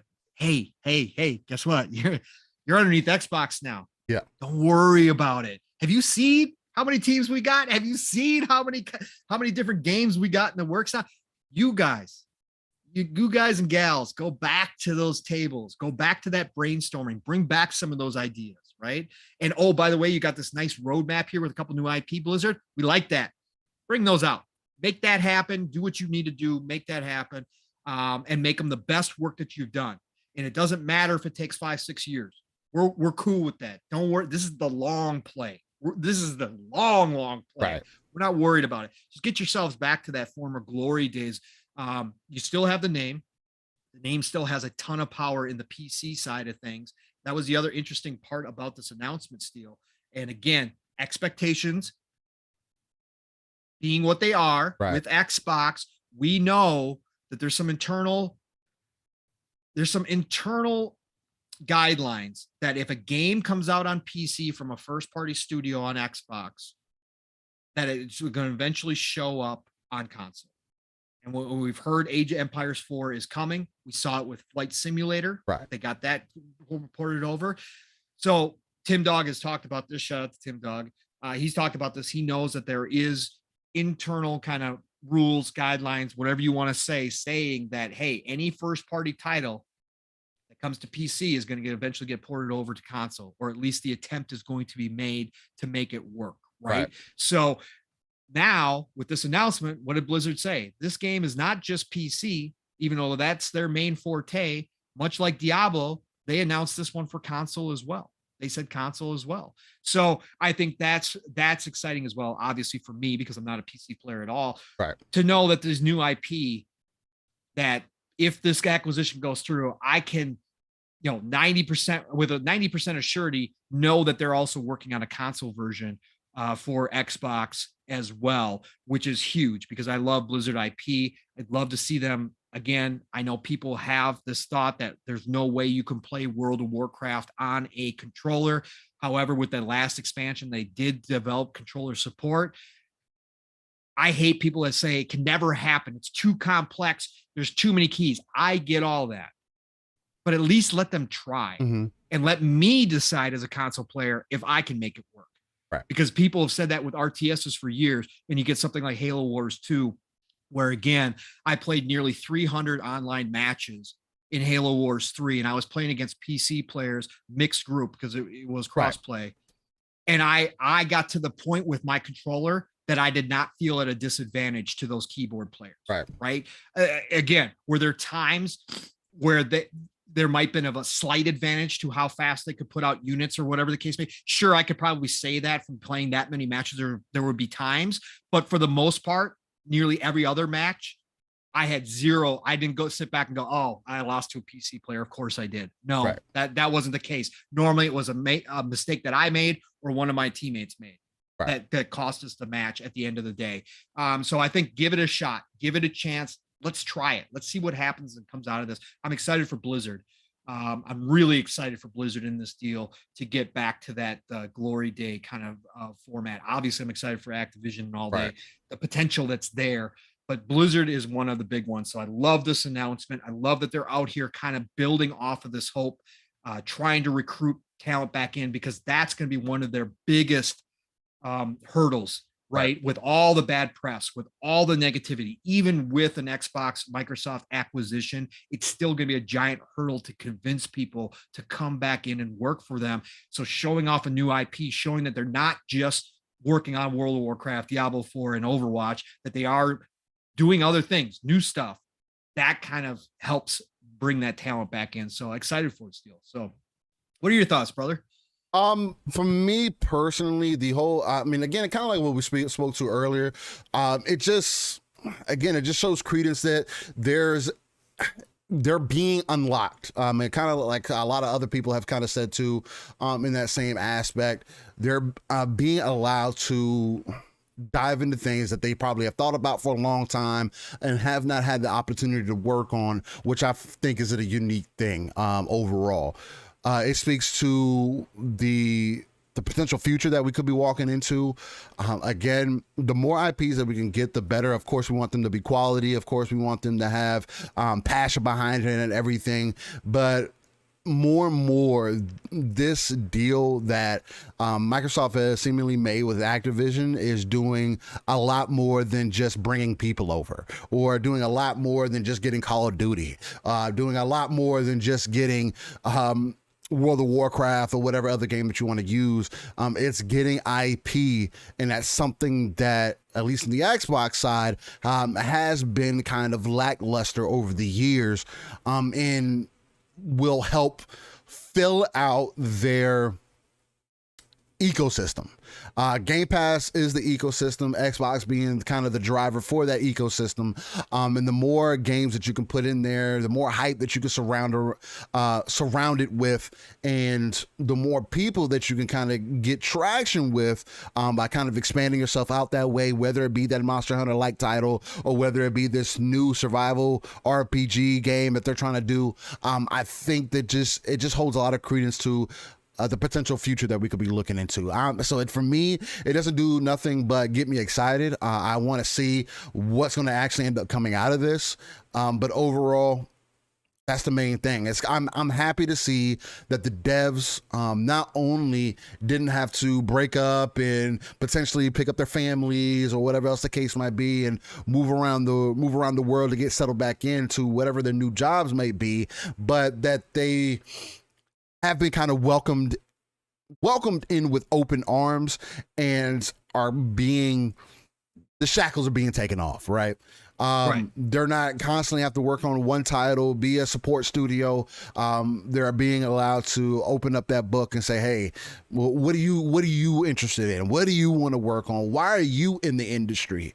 And let's work towards those goals. And I'm excited for that, because it's going to do nothing but give us more to be excited for. So that's the main thing for me. Exactly. Yeah. Hey, a little tidbit of breaking news. Nothing earth-shattering, but Steel, I think you will appreciate this as well. Okay. IOSoft just posted a couple hours ago that I don't know if you had seen this before we went live either, but the lead game designer for Bayonetta 3 from Platinum Games is now working for Tango Gameworks. I did see that. Did you see that? I did see that. Bro, that is if Tango is look, we know they're finishing up Ghostwire Tokyo, right? They're working on the Evil. We assume that they're working on another Evil Within game, because that's, everybody's been clamoring for that, and Xbox definitely could use some horror exclusives, for sure. So I think that's fantastic, obviously. But if they're bringing this guy over, Marius Herman Vicious, they're bringing him over. That means they could potentially have a new idea for new IP that has that action from a Bayonetta or a Devil May Cry. Could be. I'm definitely. I'm 1,000% interested in that for sure. I mean, does that mean that Bayonetta is pretty much in the bag at this point? Yeah, Bayonetta's got to be done, right? Bayonetta's got to be ready to rock and roll at some point. I would imagine that's coming out this year. I think so. I think so too. Yeah. I think this is going to be a year for Nintendo for sure. Ooh, but if we could get a Bayonetta type game, I know we got the one coming.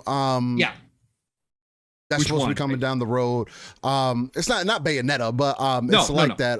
Has another female main character. The sci-fi kind of one, right? Yeah. I always forget the name of that game. I always forget the name of that game too. But yes, we saw that last year. that looks absolutely ridiculously good too. Yeah, definitely. I want more titles like that. Again, Devil May Cry is one of the reasons that I'm as big of a fan of gaming as I am today. So, sure. I mean, I would definitely love to see, and Bayonetta was fun. The first and second games I thought were really dope. I think I beat the first one. I haven't beat the second one. She as a character is she's awesome. I like her attitude. All of it. Bro. She's literally the female Dante. Yes. Quite literally. yes. And she does it so perfect. It's such a great character. I would like to see them cross over. What if they did a Devil May Cry Bayonetta crossover? Oh, it'd be an amazing game, bro. It'd be an amazing game. It'd be a co-op experience. Co-op experience dope. Or switch or live on the fly switch. That would be so dope. That would be fine. Man, that would be combos. Oh my God. It would be quite insanity. My God, can you imagine combos they come up with between those two? Oh, that would be her and her hair. Oh, yes. God. I'm telling you, like, bro, $1 million ideas coming out of here. Hey, just saying. Get on it, Capcom. Get on it, Platinum. Let's do this. Speaking of studios, I mean, speaking of dev teams and everything, there's also you all brought up some breaking news. There was also breaking news. I believe this was yesterday. That Sega also let go of their arcade business. Yeah, they sure did. That was one of the stipulations that a lot of people kind of felt, at least within the industry, that felt like was going to be a sticking point for why somebody may not want to invest or buy Sega or whatever the case may be.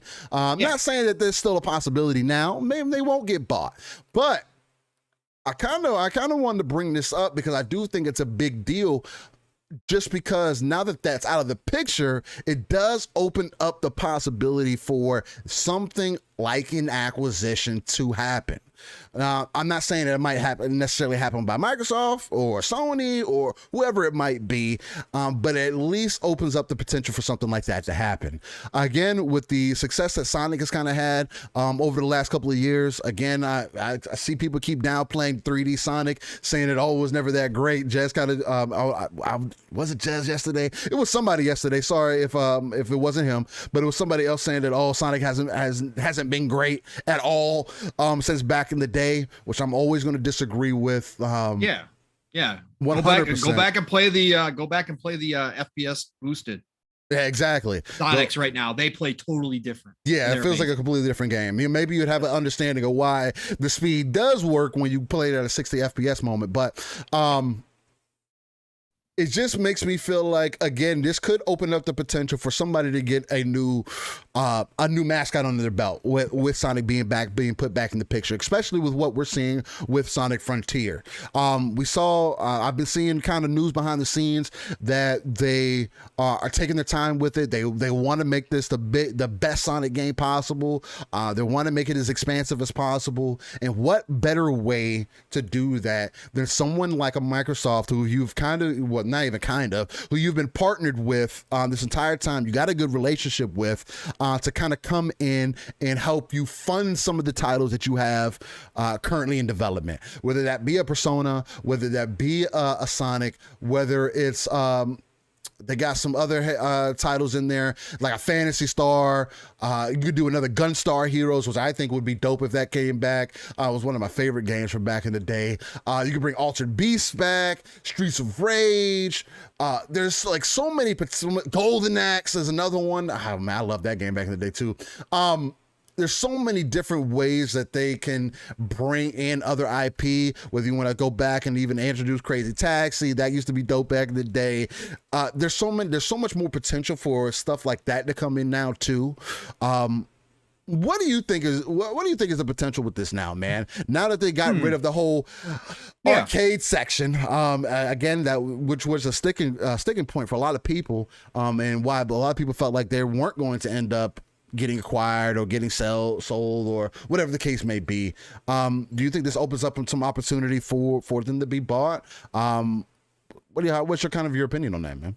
Yeah, absolutely. Of course, this was a major sticking point. Nobody wanted that arcade business, right? Nobody, unfortunately. And it's kind of sad. It's bittersweet.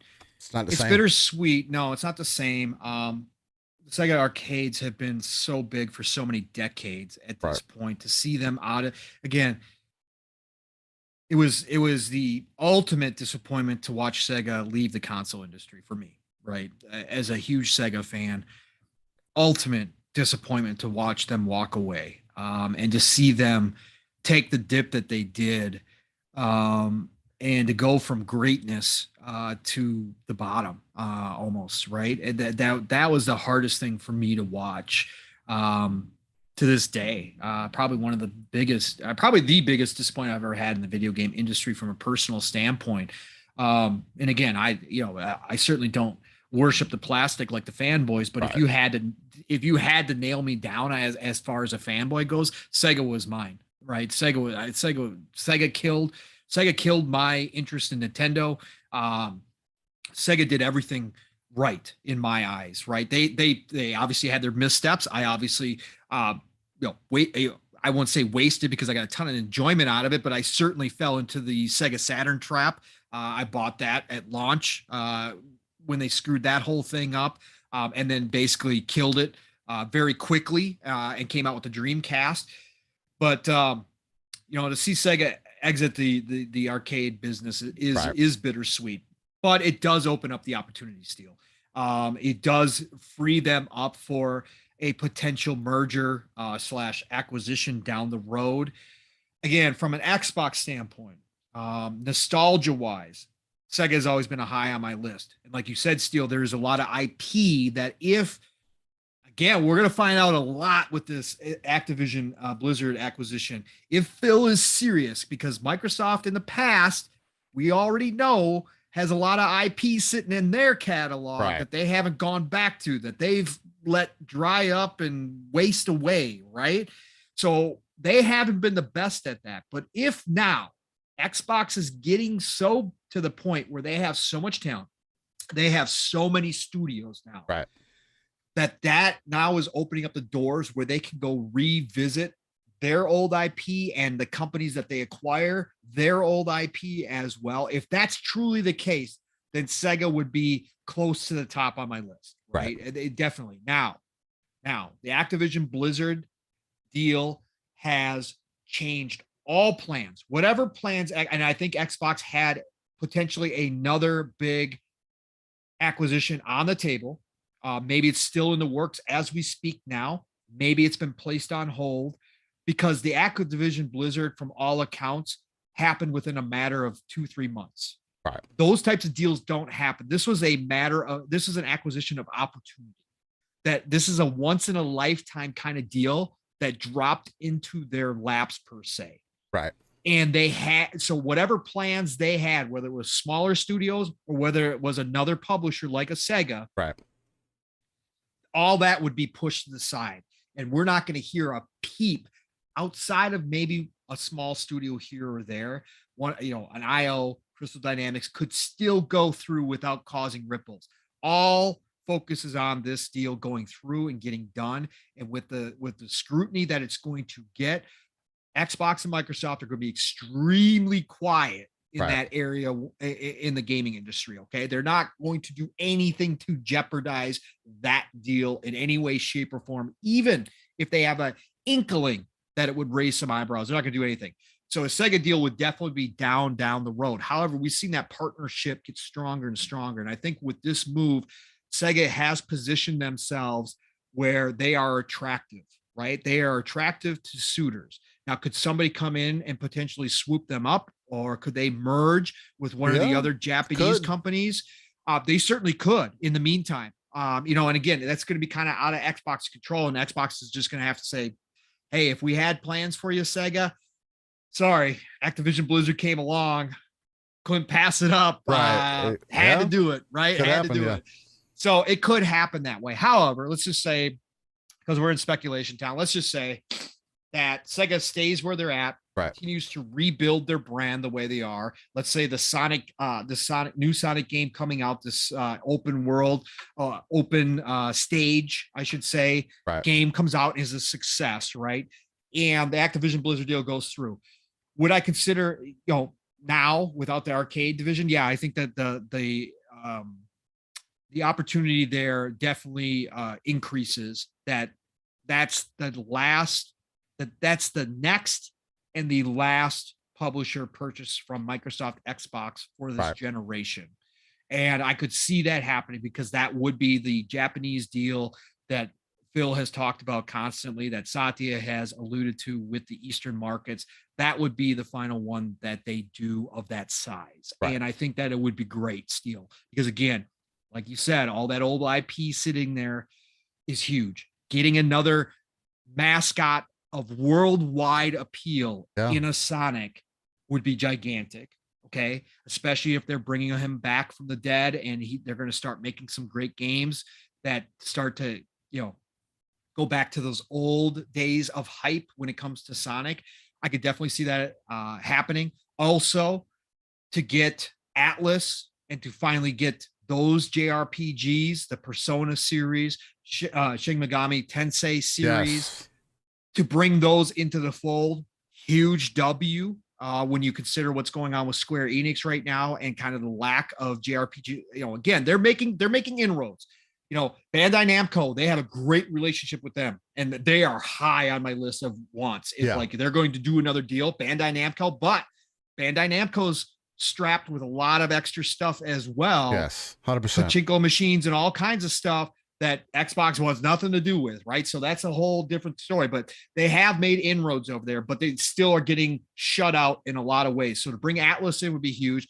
But then the other big piece within Sega is, yes, now they have Blizzard, right? Blizzard's one of the biggest names in the PC market, but then you bring in Sega's PC side with Creative Assembly, huge. Total War, huge win. That would just add to the riches that Xbox currently have, again, assuming that the Activision Blizzard deal goes through. So Sega would be a great buy. I think this is a great move on Sega's part. Obviously, they have big plans in the future. The deal with Microsoft and Xbox to work on this, this massive game that they're calling it, right? The super game, I think they said, right? It's called a super game. Whatever that's going to turn out to be, they have that partnership there as well. But this just definitely puts them in a better position for some kind of deal down the road, whether it's with Xbox or somebody else. They are kind of open now, where somebody could definitely come in and make them an offer they can't refuse. And it would be an easy deal now without that arcade division attached to it. So definitely a good move. Again, bittersweet for me. I hate to see Sega arcades back in the day, man. AM2. Oh God, man, it was so good. It's just Daytona USA, all that virtual excellent stuff back in the day, man. My God, man, when you walked into an arcade, those were the machines you saw out the gate. It was Sega, right? It was Sega, even in a non-Sega branded arcade. When you walked into an Aladdin's Castle or Circus or wherever arcade you had locally, when you walked in, that's what you saw was Sega arcades everywhere, man. So, but yeah, I just think it's a good move overall for the company and the direction they're looking towards the future, Steel, which a lot of Japanese companies have not done, which is looking towards the future. Sega has definitely, whatever happened in the boardroom, whatever happened to their top management, it's a slower kind of transition over there. But whatever happened, the light bulb went on and they said, look, if the Sega name is going to survive this new industry, this new game industry, we got to look at what we're doing, and we might have to make some tough decisions, but we got to position ourselves the right way to take advantage of where this whole industry is going. And they obviously look to their good friends at Microsoft and Xbox and said, please help us do this. We'll take care of some other things over here that we need to, like dropping our arcade division, which just isn't the future per se. And we're going to kind of slim down and we're going to get back to focusing on the games and try to bring back some of this stuff that made us as successful as we were at one point, which was number 1B to Nintendo's 1A at one point. They were the kings. So yeah, good to see Steel overall. Happy to see Sega moving in the right direction. Yeah, 100%. There's again, we talk about that potential for the future and everything. Again, with the deals that we have seen recently, that definitely doesn't say that this is outside the realm of possibility. I know some people were saying, "Oh, I don't think Microsoft is going to do any more deals until this deal goes through." And this is one of those deals that may not be as big of impact on the overall budget that they could fit into there. And again, you know, we speak on what Xbox is trying to do, or Microsoft is trying to do as far as the entertainment side of everything goes. And this could be one avenue for them to get into that direction. Again, I just think it's interesting just because since they have sold it does put them more on the higher of the spectrum of something potentially happening. Again, with the success of the Sonic movies and everything, that does leave some credence that they could be looked at more seriously. And also, again, when you just look at that list of IPs, kind of what we've been talking about this entire time, there's just so much potential to fill out more of a library over the next 5 to 6 years that they're just I can see something happening. I don't want to necessarily say it's going to be acquisition or whatever the case may be, but I do see something potentially happening in the future for sure. Now, yeah. Is there anything else that you want to touch on as far as the Sega deal and everything? Or nope. I think we covered that. I think we slam dunked it, man. 100%. It's exciting news for sure. So I'm going to use this portion of the show to talk about some issues that I have with Pokemon Arceus and just kind of tell you about my overall experience. I'm going to get this out the way because I know Pong is probably not going to have a whole bunch to say. Nope. About it overall. The floor is yours, sir. and I'm going to get into this because the next part, and I'll give you some time to think about it, because this next section that we'll get into after this is the whole discussion on, because we're hearing that there's supposedly a trilogy in the works or some kind of something in the works, whether that's a Master Chief Collection type thing coming out. Whether that be Gears of War or potentially Fable. I mean, at least those are going to be my two picks because those make the most sense, at least as of right now. So I'll let you stew on that for a little bit and I'll get your opinion because I'm going to pass it directly off to you. But so to start off this whole Pokemon Arceus conversation, Pokemon Arceus just came out on Friday, and I am someone who has not invested into Pokemon since back in the day, which in Ruby and Sapphire, which I believe came out in the early 2000s. Actually, let me find that real quick. Give me a moment. Ruby. So those games came out in 2002. 20 years, I have not been invested in Pokemon. During that time, I told myself after I played those games that Pokemon would have to do something extremely different for me to invest, like an open world style game to where I could run around. There's Pokemon that are roaming the lands and everything, and trying to just to give me a different experience. I do know that they've kind of led that way over the recent years to leave it more open, give you more of a third person aspect to the game versus the top down kind of thing.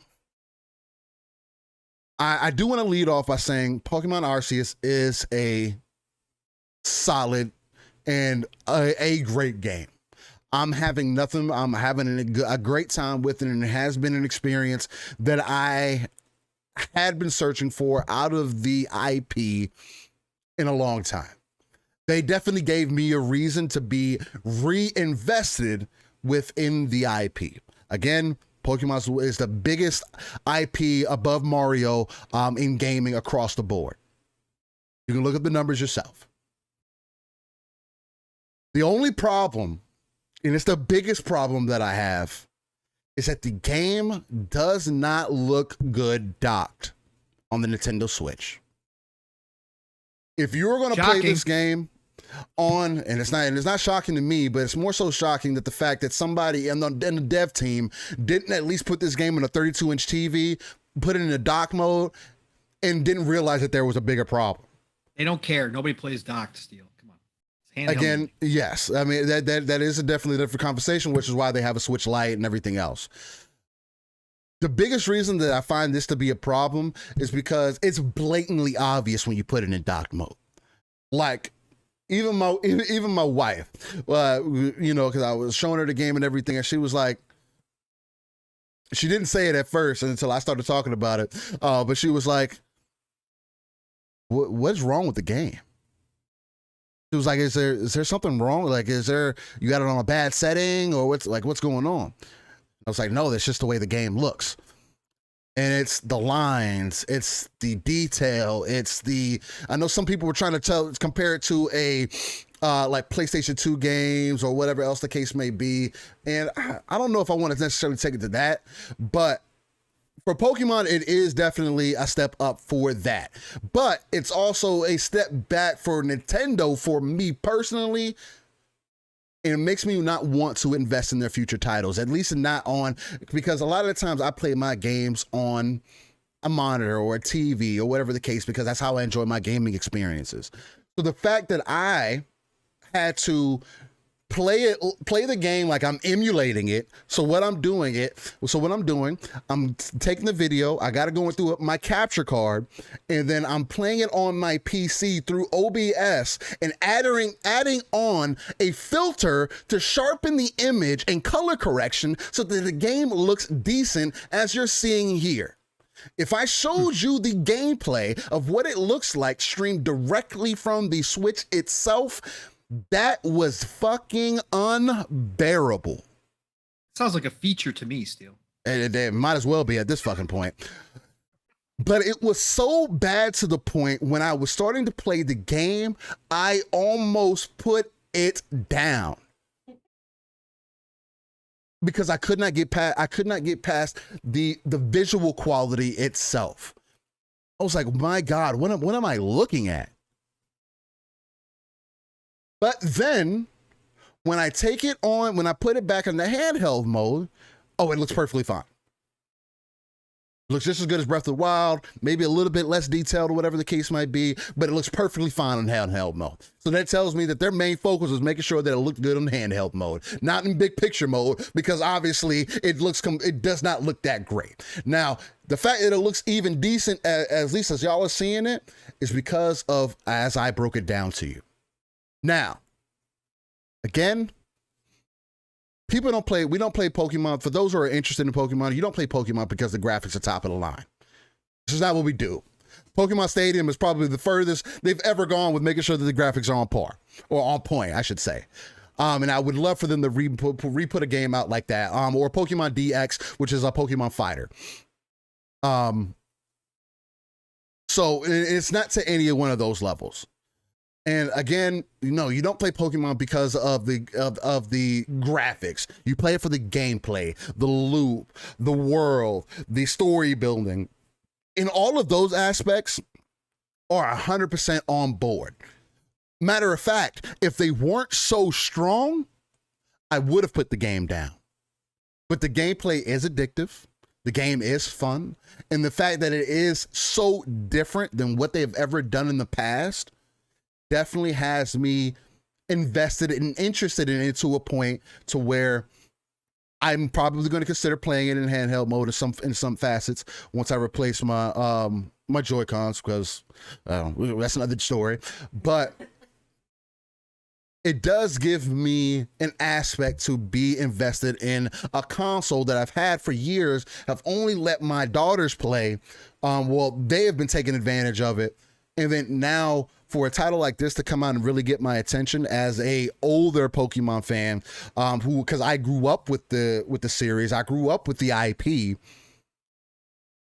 is an enticing feature to me. It's an enticing fact to me. Again, the fact that the game doesn't look as great as it should graphically, I feel like is an injustice to the IP, but at the same time, it's addictive. It's fun. It's interesting. And those features for me, or those feats for me, take over the graphic side for me. It's one of those things to where we always say, hey, well, graphics matter. Yes, they mattered up to a certain point, depending on what kind of game you're playing, the style, and everything else. I'm not saying that this is going to be necessarily for everybody. I'm not saying that, if you're never been a Pokemon fan, maybe you should go and invest in this title because it's interesting. No.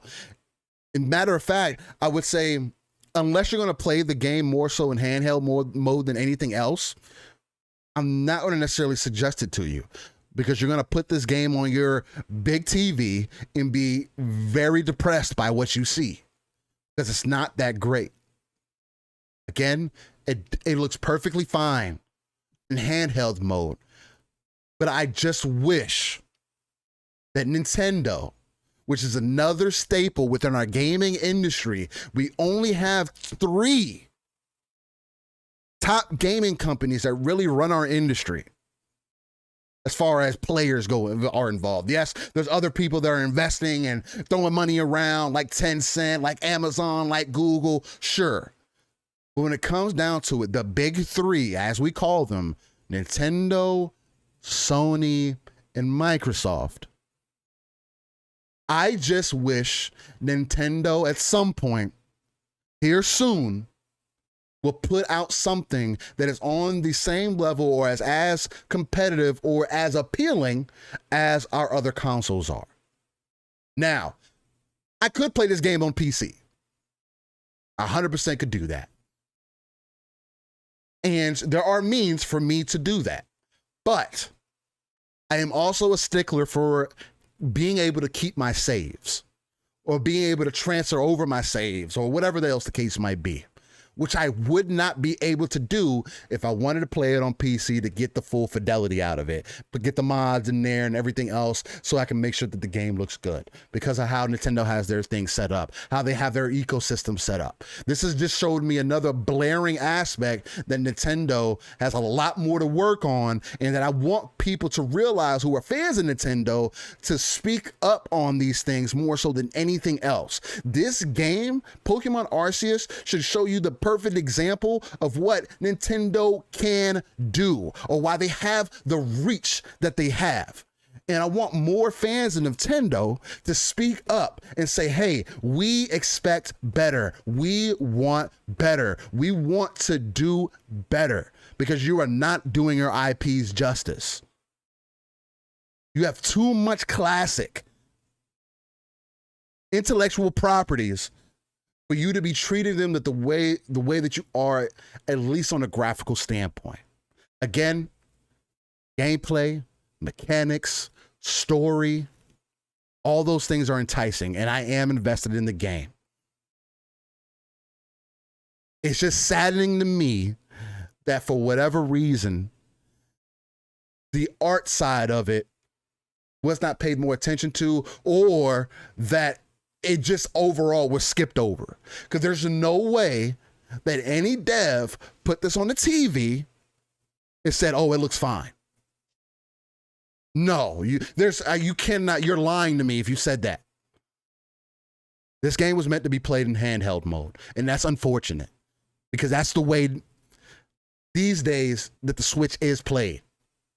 But why have the name Switch if when you switch it, it's fucking ass? It just boggles my mind, and that is my main aspect. So I kind of want to get off my soapbox with that. Again, I bought 3 copies of Arceus, one for me, one for my daughter, and one for my brother. Because we were all interested in playing it. My brother, I blame my brother for even having me get interested in this again, because he made sure that he bought me a Switch to make sure that I could play this game. Although, I mean, I have a Switch, but you got me another Switch Lite so that I could play this game also. So I blame him for really getting me back into it or driving that interest back up for me. But I don't regret it because I have enjoyed the time so far that I've spent in it.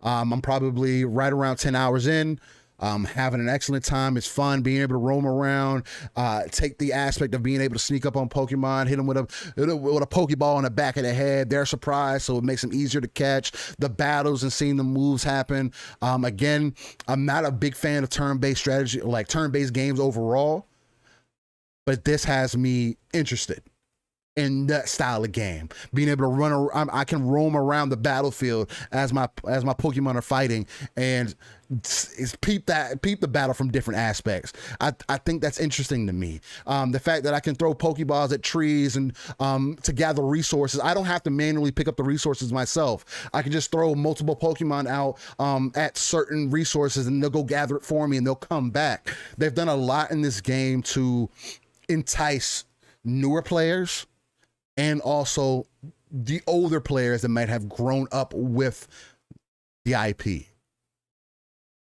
I just want them to be able to take it more seriously at some point. And I know me buying 3 copies doesn't help with that, but there's just a bigger picture there. And again, it is for sure. That's one of the main aspects.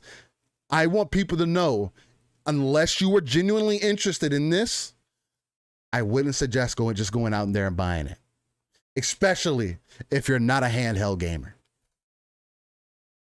That's just my 2 cents on it. Pong, is there anything that you want to touch on as far as Nintendo goes, or what you expect out of Nintendo, or just kind of some aspects? Me, Steel. You know me, respect that hustle. Look, Steel's right.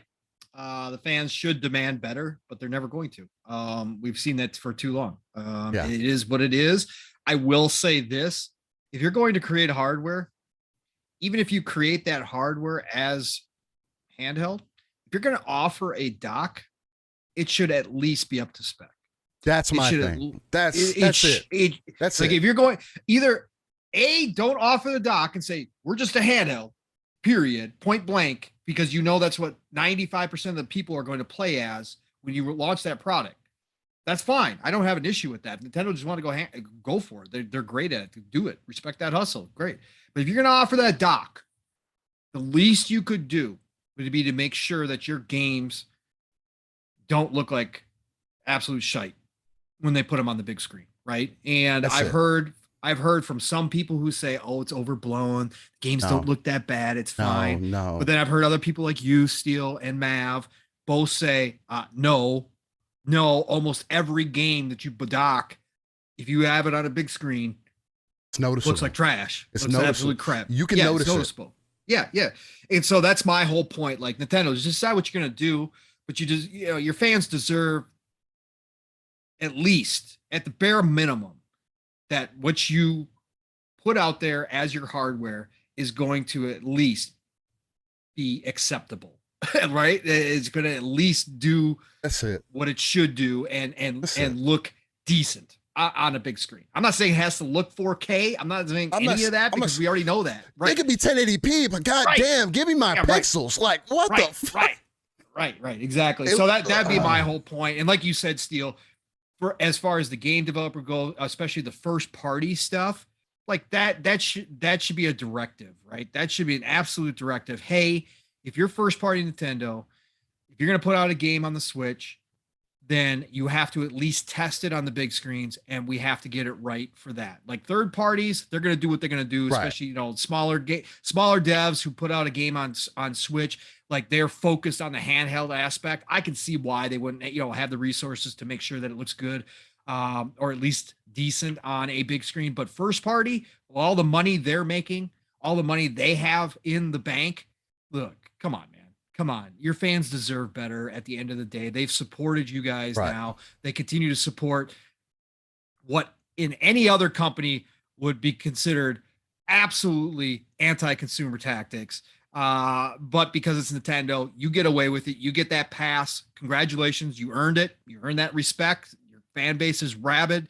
Cool. That's fine. But don't take advantage. Don't take advantage of that. At least put some effort into what you're doing with your first party titles. So that's all I'll say on it. Again, respect the hustle. And again, the fans are just not, at least I'll say this, there are fans that do speak up on it, but I'm just saying it's never going to be enough voices to cause Nintendo any concern where they actually do something different. They're just going to continue on the way they do. So, unfortunately, like Space Dovakin makes the point. If Nintendo is planning to push the Switch 2 more years, give or take, Arceus is a big red flag, and it 100% is. And to answer your question earlier, Nix, if you were actually asking if it was more of an action game, it is, but it's still, as far as the battles go, it's still turn-based. As far as that goes, and there's more of a dynamic. It doesn't play like the older games does, as far as that aspects go, but it's more of an action game as far as you have more control. Your player can get injured if you can't just walk into the battle and expect not to take damage. Like, no, if you walk into the battle, you'll pass out, and then you'll go all the way back to camp or whatever the case might be, and you'll lose items. So again, they're doing some things differently here, but just like Space Dovakin just said, this is not a good look if you're going to continue to support this platform for the next 2 years. It's not. Steel, is there a city in this game at all? Or are you always out in the countryside here? There is a little city. Well, it's not necessarily a city. It's like a little because this game takes place before the first Pokemon game necessarily, before Pokemon became its what it is. This is supposed well, the way that this game kind of takes place, kind of give just a little bit of background. This is supposed to be Pokemon before they intermingled with humans, before it became before they lived in harmony with each other, whatever the case. So they're like wild Pokemon. Exactly. You're trying to figure out where they came from. What is the point of this? Like in the beginning of the game, they drop you in because you're like a modern day character, but you're getting teleported into somehow. You get teleported into this world. And there's this Pokemon god called Arceus, because apparently he's the god of all Pokemon. But he's bringing you into this world to kind of figure out what's going on, and kind of give you this different aspect. And again, this is giving you the before. So before Pokemon Yellow and all that from way back in the day, this is that whole aspect before that. So you're Can I just say this? Can I just say this too? If this was any other game other than Pokemon and Nintendo, look at how empty this freaking world is. Yeah, I mean, it's not. It's like people complain all the time about open worlds being empty, right? This is like the empty. This is like what Breath of Wild looks like to me when I look at Zelda. Yeah, in some aspects, and I'm to be honest with you, even Breath of the Wild looks better than this, and that's an older game.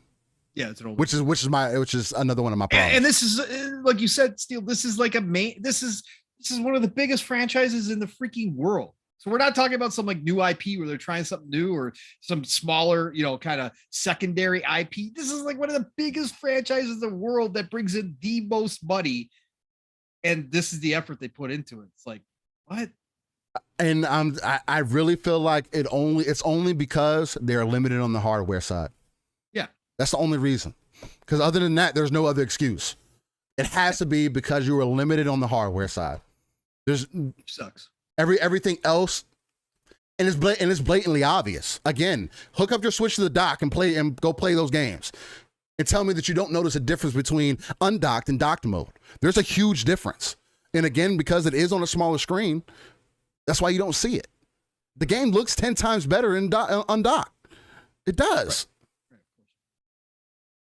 So, I mean, it is what it is. It is what it is. I mean, I don't necessarily, and again, kind of speaking to the openness of it, I don't necessarily feel like the world is, like, it's not filled with stuff to do. I mean, again, while you're running around, you're collecting resources. It's all an essential part. But in some moments, it does make you think about it sometimes. Right. But again, it's just because this game is taking more of an aspect of, hey, we want you to catch all the Pokemon. It's kind of, that's what makes it a little bit different. So you're actually working towards something versus just, and you get rewarded for how much you capture and things like that. So they make it work, but still, it's still limited. It's unfortunate.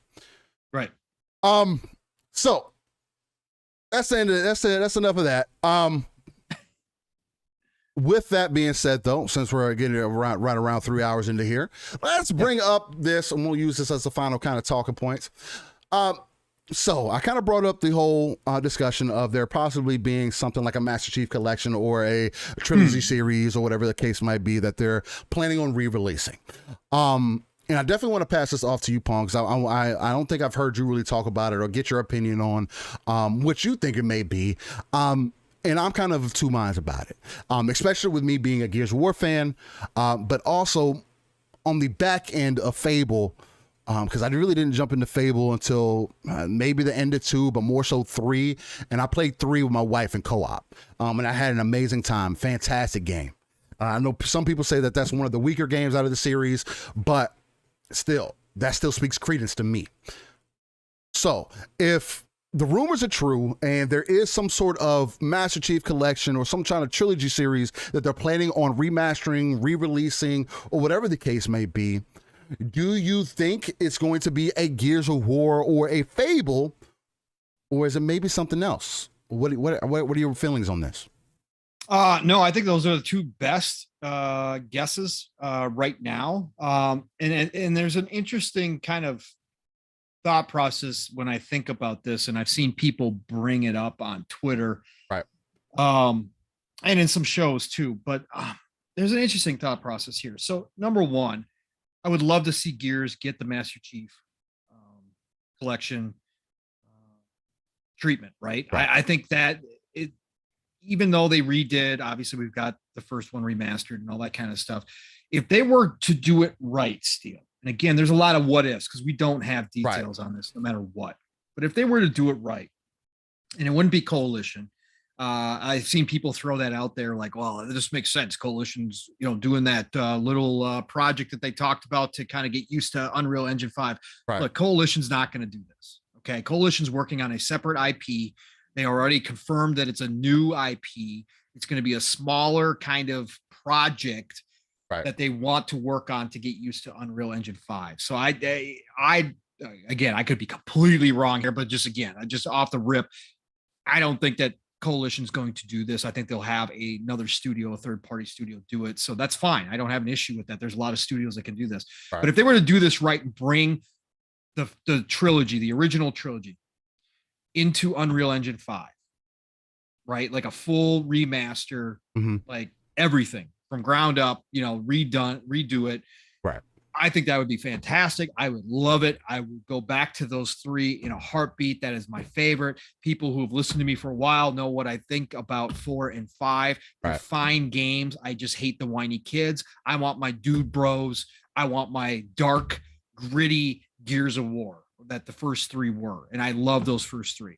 And I'm sorry, but Ram is one of the best antagonists. General Ram. I call him Ram, but whatever. Ram. It's one of those. Ram, whatever. He is one of the best antagonists of all time, right? And so I loved what that fear that he caused. Like it was like just when he stabs Kim in the first game. Yeah. Just straight through the stomach, not giving. When he just walks up to him and grabs him by the throat and just rams his sword into him. You realize after that point, oh, this game is fucking different. Yeah, this game was way different. And I understand it was the time. It was so different from anything that we had seen. Right. That's why it was a phenomenon. Their marketing was incredible. Like it was Blazinski at his absolute best, which he never got back to again. But it was absolutely it was a game changer, pun intended, when it came to what we were getting, right? And that's why Gears became so big. So I would love to see that out of the trilogy, right? I would absolutely love to see it Unreal Engine 5, like a fresh coat of paint from the ground up. Like, man, give me those old feels again, but when I'm playing it, let it feel like I'm playing it for the first time all over again, right? So that would be absolutely incredible. And I think a lot of younger generations would have a better chance to understand, like the Mass Effect trilogy, what that meant, but even to a different degree if they put them all in Unreal Engine 5. I think it would be outstanding. It would sell a ton. It would be hype, right? Yeah. So I think that'd be great. And it makes sense just from looking at what the Master Chief Collection did for Halo, to do that with Gears in the lead up to what we assume is 6 down the road here, 3-4 years from now. That would be like awesome. What a great way to do that. Here's the other side of the argument with Fable. If you had to ask me which one needs it more, Fable. I would say Fable. Absolutely, 100%. And we've got a new Fable game coming out. You have no hype for it now. Right. I mean, there's except for the ones that are invested in it. There's obviously gigantic hype for Fable from Playground, but what we don't realistically, this could be a complete departure from the old Fable games as well, right? This could be a whole new spin on it. I'm hoping, as the old head that I am, as a nostalgic driven guy that I am, that they don't go a whole different direction. But I've seen a lot of people saying, no, they absolutely need to go another direction. I want a more serious, with some humor mixed in there, darker tone, kind of Fable. Okay, fine. So we don't know what Playground's doing with Fable right now. Right. But the old Fables definitely, between them and Gears, need this more than Gears does. They definitely show their age. They're still fun to play through. Obviously, with FPS boost, they play great. HDR is awesome. The auto HDR is awesome. So they're fine to go back to and play. But overall, that series has been kind of cast aside and forgotten ever since Lionhead was shut down, right? And it wasn't until they gave it to Playground that the hype kind of started rebuilding again for what Fable was. So I'd love to see them go back to 1, 2, and 3, remake them ground up, bring more modern controls to them, because that's what everybody always asks for. I totally get it. Whatever else. Obviously, the story themselves, the writing, the acting, all that doesn't have to be changed. That's perfect. It's awesome. It is Fable. And it is what everybody fell in love with. But to bring them visually up to date, control-wise up to date, yeah, that would be a treat and a half, right? Yeah. And I would instantly, that would be an instant day one for, especially with that co-op. Oh, yeah, I'd be all over made that it, brother. game for me. Yeah, and I understand from your perspective that made the game for you. That's funny. I enjoyed it single player too, but like afterwards, but that's what got me in it. Yeah. But to go back and replay those definitely would, and they wouldn't even have to do like a full like. Well, they would. I mean, but they would have. Yeah. But it would feel. They've been languishing for so long. They would feel like brand new games at that point, right? It would be like on that par, and it wouldn't be like they wouldn't have to do as much as they would to the Gears to bring. When I say that, I don't mean from an effort standpoint, because a lot of the Unreal stuff would be easier to transfer to Unreal 5 because of the synergy involved. With Fable, rebuilding those engines from the ground up, getting them up to date, it would be a lot more intensive to get them to look, but they wouldn't have to do as much to make me go, wow, this is like playing the games for the first time. Because Gears still looks great to this day. Gears looks fantastic to this day. Whereas Fable shows its age. So it wouldn't take as much to impress me, right, per se. So but I think Fable definitely needs it more, and I would not be disappointed if it came out and it wasn't the Marcus Phoenix collection that we all kind of got on the train last year about when we started the hashtag movement. I wouldn't be as disappointed if it wasn't Gears and it was Fable.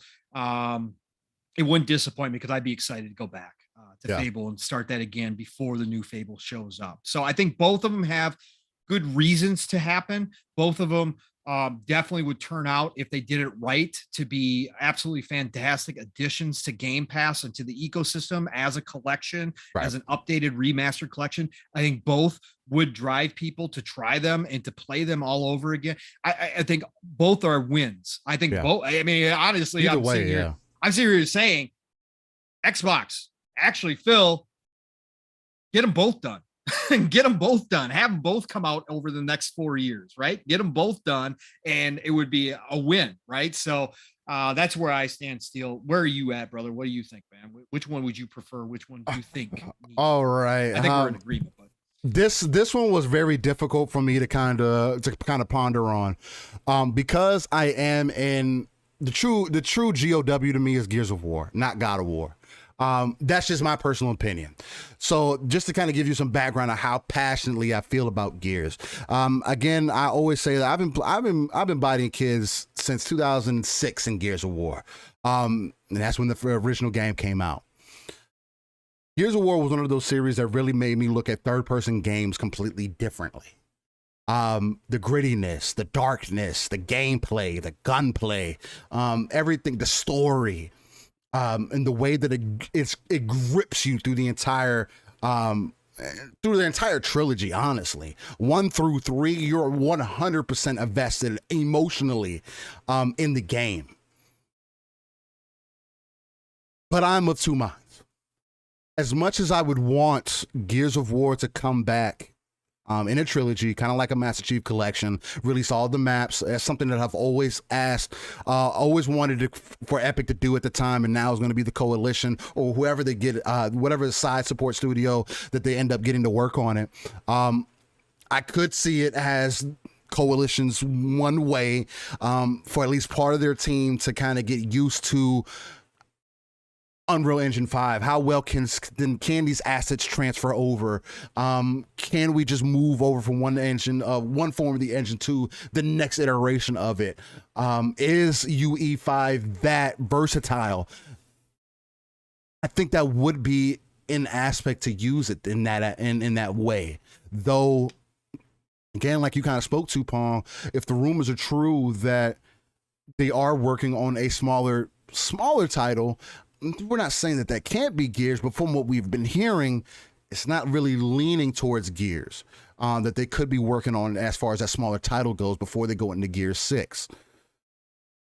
So as much as I would want that, at the end of the day, you can go into your back compat, and the Gears games have been giving the frame boost, the resolution boost that you'd be looking for. In those games, because of them using the Unreal Engine, of how well that engine holds up over time, those games still look good to this day. Gears of War 1 has an Ultimate Edition that you can go back and play that game, and it looks fucking fantastic. No, is it like up to our current standard or whatever? Does it look like Gears 5? No, it doesn't. Does it look like Hive Buzzers? No, it doesn't. You also got to think about when that game came out, almost 20 years ago, 15, 16 years ago at this point. So no, it doesn't look as great, but unless they're going to revamp all 3 games in UE5, I don't think there's a point to do this.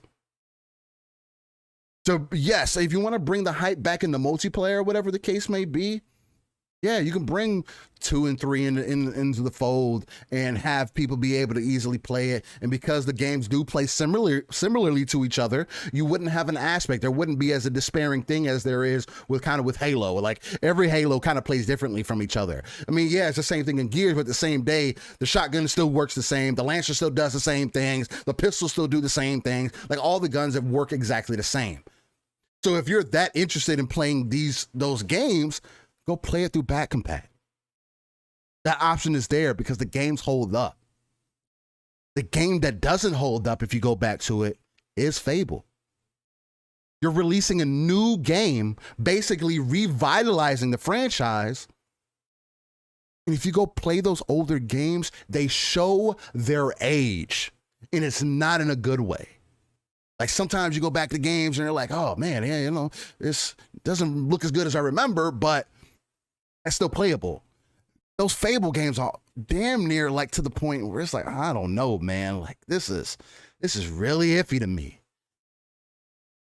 And I feel like Fable needs it more if you want people to be interested in your new game. Yeah, you're going to have the hardcore already invested in it, or those people who are enthusiasts for Fable already invested into it. But like you stated, Pong, the game that needs it more is Fable. You have to show a player base. You have to show not just a player base, but you have to show the entire ecosystem why they should be invested in your new Fable game. And the only way to do that is to bring out a trilogy revamping all 3 games. And because they do have a co-op aspect to it, at least I believe 2 and 3 do for sure, if I'm not mistaken on that, it is a way for you to drop a title like that into Game Pass to have another multiplayer co-op aspect game that you could be playing. And that would drive numbers, especially if you revamp it in the proper manner. Again, I would love for it to be Gears. I just don't see there being a point. And unless the coalition is going to do it themselves, I don't want anybody else to touch it. It's just, I don't want Gears to be, because there's already a stigma on Gears as is. You're not going to get more people interested in Gears. People already complain about it. Oh, it's the same game. They're doing the same things. It's the same gameplay mechanics. Nothing's different.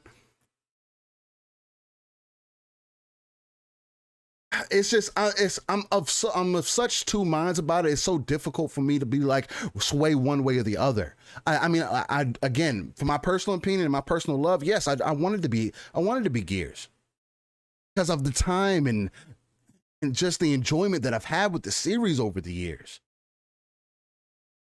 But the games don't need it. They don't need to be revitalized. They're available to you right now. And they look good.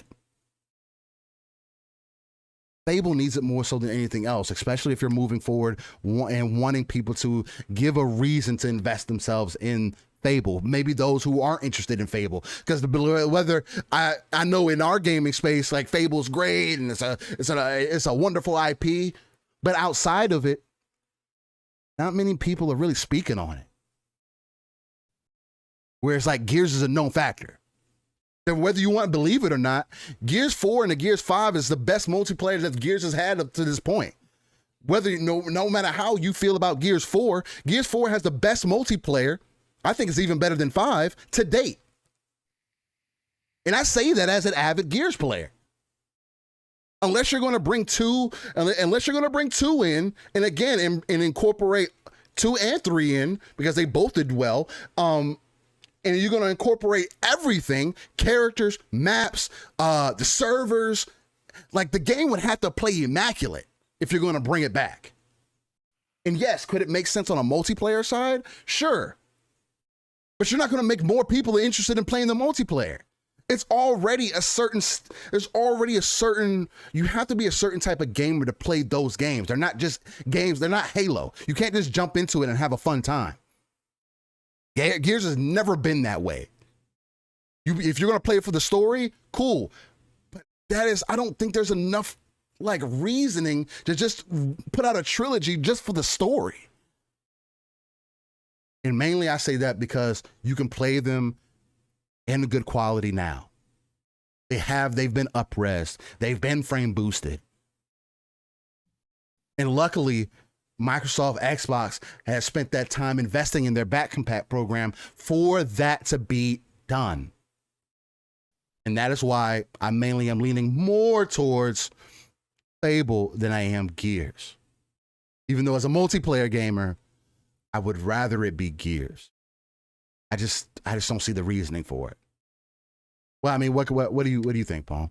Anything else that you want to add on that on the back end? No, I think we both covered it. And like I said, I think we're both kind of in agreement that Fable is the needed one more so than the Gears. And I think that's the main point. And, like I said, and people in chat agreed, like, why not just do both? I think they're both great ideas. I think both of them would be perfect. I think they're both due. Right. And deserve, right? They're deserving franchises of that kind of redo, that kind of attention, right? I think they're both deserving. I just think Fable has been left longer and probably is the one with what we assume Fable will be out before Gears 6. If you look at kind of the roadmap, if you take it from that aspect, then Fable makes a lot of sense to do it that way. But again, we will come to find out. Gears, like I said, with the Unreal Engine would be an easier transition than going back and but that's only if they're going to do that. If they're only going to do it, right? Correct. That's the only time it makes sense. And I agree with you too. I am Solo 05 Gaming. He said not that long ago, people were saying we need a break from Gears. Coalition is busy with other IPs. Let this be Fable. 100%. Again, give Gears a break. You were literally dependent on people were just making fun of the reason that all Xbox had was Halo, Gears, and Forza. Now y'all want more Gears? Yeah. No, let the IP rest for a while. It was putting Xbox on its back for a long time. Yep. Forced. The reason why people feel the way they feel about 4 and 5 is because they were forced. The games were forced. And the only reason that 4's multiplayer is as great as it is because it's just iterations of 2 and 3. Mm-hmm. And they were already good. With whiny kids. And I understand that aspect of it too, where you say with the story now, it's all bright and pretty now. It's so yes, and I do agree with that. I do want Gears to get back to its grittier side, the darker side, because that's what was attractive about Gears. But also, as someone who's invested in Gears' story, I understand why they went the direction that they have gone. Because where else were you going to take it? What's your favorite map, multiplayer wise? Gears. I'm probably going to say, there's a few, but if I have to pick one, I'm always probably going to go back to Blood Drive. Okay. Main reason being is because Blood Drive was it became the map where you went to really get your practice in. That's where you got your wall bouncing in at. That's where you had your 1v1 fights. You get to the top of the stairs and you sit there and you would melee at each other from a distance, and that's how you knew to engage that 1v1. There was so much space and there's so much versatility. Other than that, I'd probably go down to Clock Tower, because that was another classic map for me. Clock Tower was such an amazing map as far as either upstairs or downstairs. There wasn't like a more impactful side layer. It's like it turned into this: are you going to grab the boom or are you going to grab the sniper? Which one are you going to do? And either or, if in the right hands, the sniper could completely make the boom feel irrelevant. Or the boom could make the sniper feel irrelevant, depending on how well the team that you were playing. Blood Drive was such a classic staple to me, just because of those private matches. Man, can I tell you the amount of time we spent playing private matches on Blood Drive, Clock Tower. Bullet Marsh is the worst map that they've ever created, and I never want to see that map again. I fucking cannot stand that damn map. I knew you would have God, I hate that fucking map, Bullet Marsh. Oh my God. River. I just knew you would have. I knew you would have a different perspective than me because you were so competitive and you were playing at a competitive level. So mine and Doom Reaper just brought up one of mine, which is Mansion. Mansion. I love. Oh my God, Mansion was fucking, so much fun. Yes, Mansion was another one of those. Controlling the staircase. Oh my God. Waiting for people to come up the staircase with a shotty. Oh my God, so many headshots. I love that. I love Mansion. Even the outside was fun. I think Tyro's. I like Tyro Station too. I'm not gonna lie. Yeah, I like Gridlock. Gridlock is good. Nowadays it's more toxic, but Gridlock was dope back but in the Gridlock day. when it first came out, Gridlock was different. Gridlock had so many different paths, and I really liked the strategy involved in controlling, snipes up in the little entryway there and getting those middle stairs. In the middle stairs. Yeah, that was so much fun. Gridlock brought something different. I really liked that too. Yeah, it was another one of those aspects to where, hey, boom or sniper, which one are you going to pick? And depending on the team that you were playing, if you were playing against somebody that knew what to do with the sniper, you can go pick up that boom all you want. Your head's coming off. Yeah. Or it turned into one of those things. If you found out that boom is just the thing that both teams are really good with, it became this fight. It just this attrition fight in the middle. Okay, who's gonna die? And if your whole team got wiped, you knew they got boom, and you're gonna have a hard match to come back from, especially if you go to boom, because there was that transition from boom into sniper or sniper into boom. However it ended up working. Yeah, I'm right there with you. I feel you. Man, oh my God. Good times. I played a lot of MP 1 through 3. I mean, I played a lot. So I wasn't competitive like you, but I played a lot. But that is a reason to bring those games back, which just makes that decision so hard for me, because that trilogy is the best single to multiplayer experiences you could ever experience. If you want to taste what Xbox is, it's that trilogy. Yeah, it defined 360. 100%. Along with Halo, but that was FPS. Just to have that third person game. Yeah. Oh my God. Incredible. Oh my God. But that's me, man. That brings back so many memories, bro.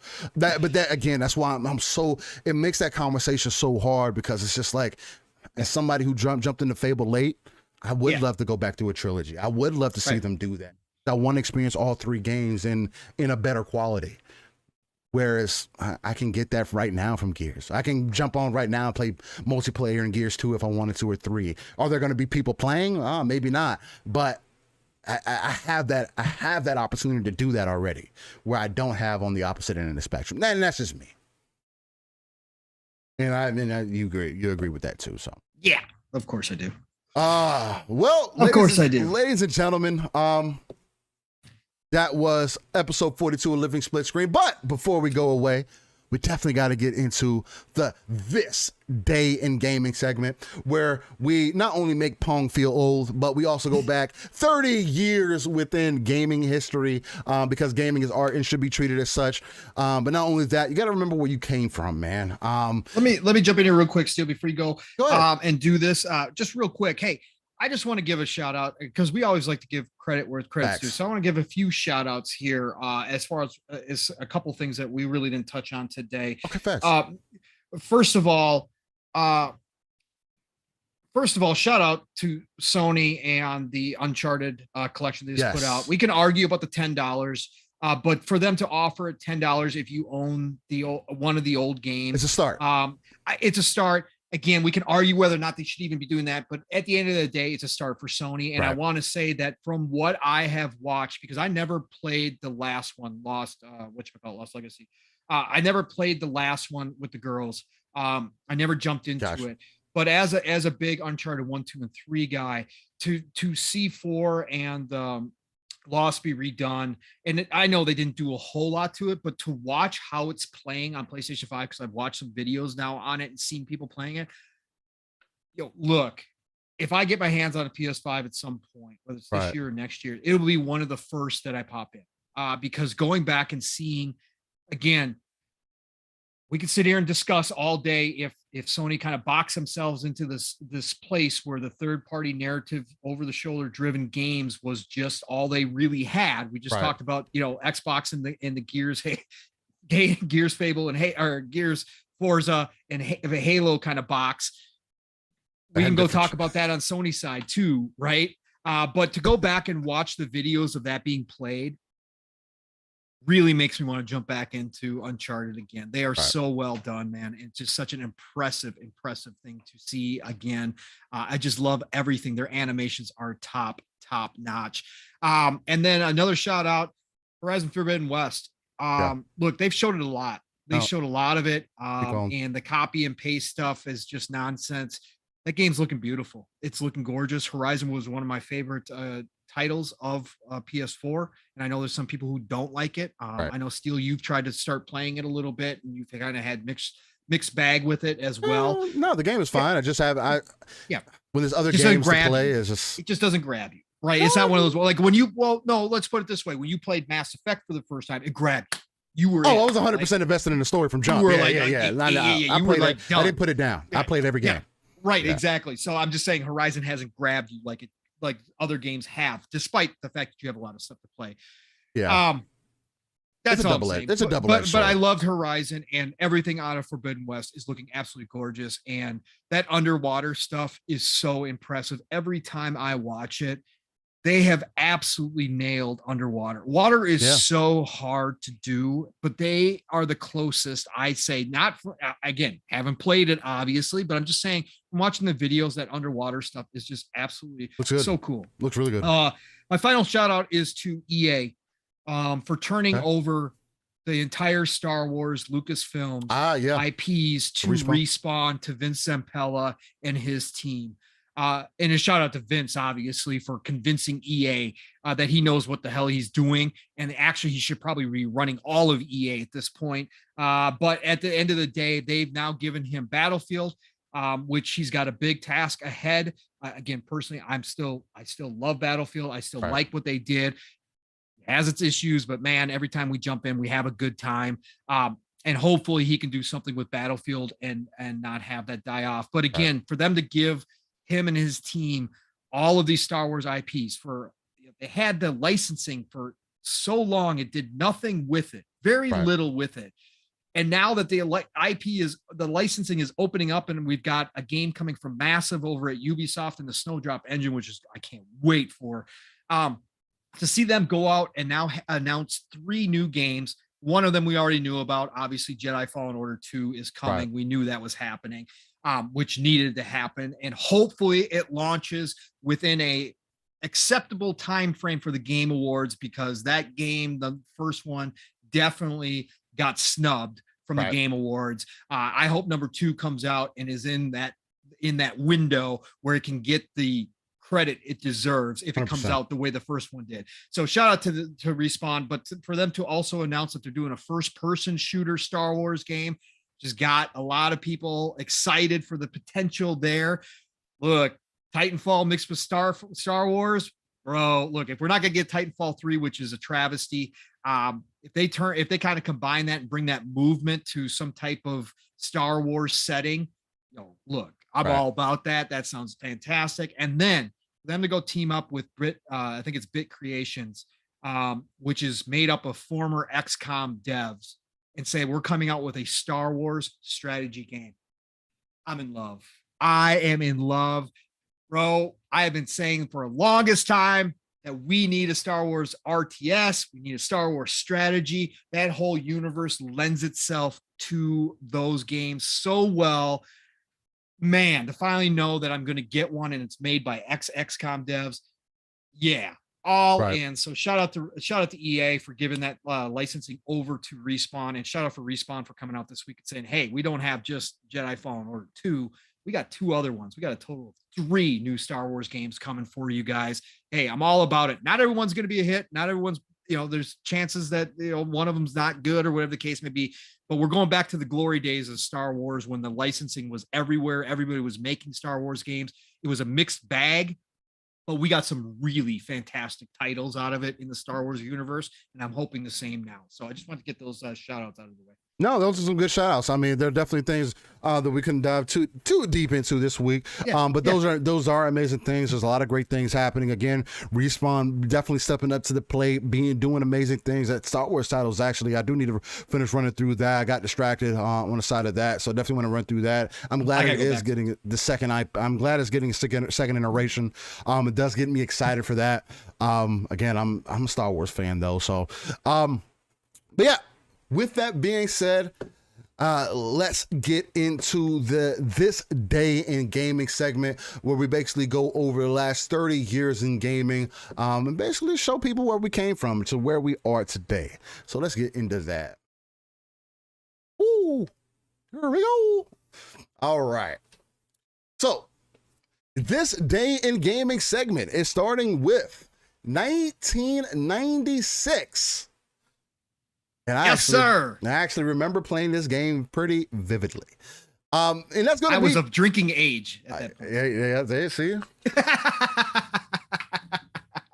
PC released Duke Nukem 3D. That was a class back in the day, for sure. Amazing game back in the day. Then in 1998, PlayStation released Blaze and Blade Eternal Quest in Japan.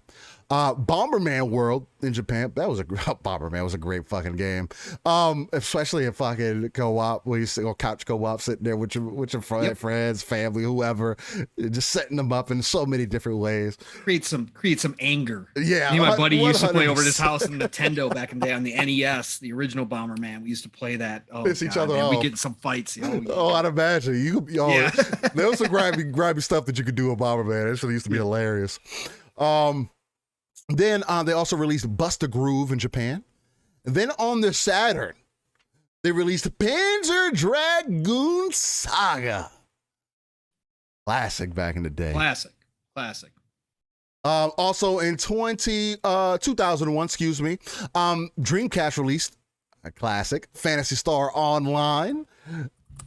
That's where a lot of people's love for the game came. Oh, yeah, absolutely. Absolutely. I had that on Dreamcast, man. It was so incredible. Yeah, it was an excellent title. 2004, PlayStation 2 released Hajime no Ippo 2, Victorious Road in Japan. Then the Game Boy Advance released Pokemon Fire Red version in Japan, and also the Pokemon Leaf Green version in Japan. They were just iterations of the original games that came out years back. Again, love the hustle. 2008, PC released The Sims Castaway Stories. Sims. Hey, Sims is Sims again. Yeah. It's around. It's still here. Still played constantly. Yeah. People love it. Yep. Then in 2009, DS released Final Fantasy Crystal Chronicles Echoes of Time. Yep. Then the PSP released Soul Eater Battle Residence. Soul Eater is an amazing anime if you guys haven't checked that out. PSP also released Tales of the World Radiant Mythology 2 in Japan. Then in 2013, PlayStation 3 and Xbox 360 both released Hitman HD Trilogy. Then in 2015, PlayStation 4 released Blade Storm Nightmare in Japan. Blade Storm was underrated. Blade Storm was classic back in the day. Yeah, another Musu. Yeah, Musu style, yeah. Then in 2015, the 3DS released Shin Megami Tensei Devil Survivor 2 record breaker. Atlas, remake them all. Bring them out as a collection, please. Bring them out. Speaking of collections, bring them out. People don't understand how good Shin Megami Tensei is. Oh God, it's dark. It's deep. It's really deep. Like Persona is one thing. You get into Shin Megami Tensei, you're like, whoa. Yeah, whoa, it's completely different. Completely different. We're talking about Bible level stuff. Yeah. Shin Megami Tensei. 100%. Yeah. Then in 2016, Peach released The Lost Heir 2, Forging a Kingdom. Then on Macintosh, aka the Mac, The Lost Heir, The Fall of Daria. Remember when Macs were like, it's like a big thing? Those big brown computers that you would just find in your, well, at least for me, were in my classroom. My dad was a Mac guy because he was doing commercial art, right? So he's always been a Mac guy. So I go all the way back with Mac to black and white screen Macs, right? So crazy to think that. Yep. Then the PlayStation 4 released in 2016, The War of Mine, The Little Ones. Not familiar with that, but all right. Then in 2019, PlayStation 4 released Genesis Alpha 1 and Kingdom Hearts 3. The Xbox One also released Kingdom Hearts 3 that same year. But then PlayStation 4 came back and they also released Kingdom Hearts all-in-one package. Of course they did. Why wouldn't they? Right, of course. But not on Xbox. But not on Xbox, right? Right. You release 3 in the same year with Xbox, but don't release the all-in-one package. Oh, okay. Right. Interesting. Right. We know why. And then 2019, Nintendo Switch released Sphinx in the Cursed Mummy. Haven't played that title, but definitely interesting. With that being said, that is your This Day in Gaming segment. Again, going 30 years back in history of gaming history, I should say. Just kind of giving you some memories, seeing where we came from. Again, especially when you think of classics like Panzer Dragoon, Phantasy Star, even with Final Fantasy back in the day. And even the Hitman trilogies when you're going back even into 2013, man, just to see where we're at now with like a Hitman now. Oh my man, completely. It's like a night and day difference. But with that being said, it's like that magazine cover that I sent you from Next Gen magazine, where they were like, the cover was of one of the, which game was it? God dang it. What was it? Steel. It wasn't Doom. It was a first person. God dang it. I can't remember. Anyways, they had a cover. It was one of the first Unreal Engine titles to come out. And they had the cover and they had a screenshot of it. And underneath, and of course, now it looks like the original like Doom days, right? So, and it said, yes, this is an actual screenshot on there. And it was like crazy to go back and look at that. It was so insane to think about how far we've come. And that was like 2000 and what do I want to say? Like a 10, something like that. Somewhere in that range, there. Yeah, it was crazy to see how far we've come. It's crazy, man. Yeah, it's hard to imagine sometimes. Like, I know we get so caught up in newer games and all graphics and everything else, but not that long ago, man, we were satisfied with what we had, and that was great for the time. And then it's insanity to me how people forget that. Yeah, I think that was Unreal Tournament actually on the cover. Now that I think about it, might have been. I think it was Unreal Tournament was a huge presence back then. Yeah, because that was literally, I think that was really Epic's way to really display the Unreal Engine was with Unreal Tournament. So again, the name speaks for itself.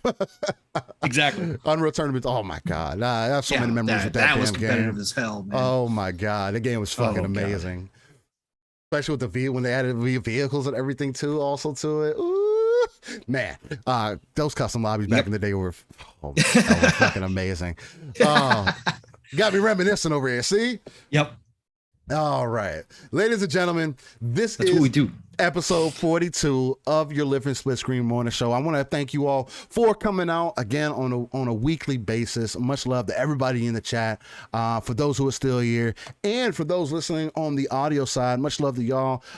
Please, if you can, definitely rate us. Let us know how trash we are or how great we are. Again, we can't grow if nobody says, hey, these are some aspects that I feel you guys can definitely work on and become better at. And then also, again, on a week-to-week basis, I always try to provide you guys live gameplay from my experiences, just because I feel like that's an important thing.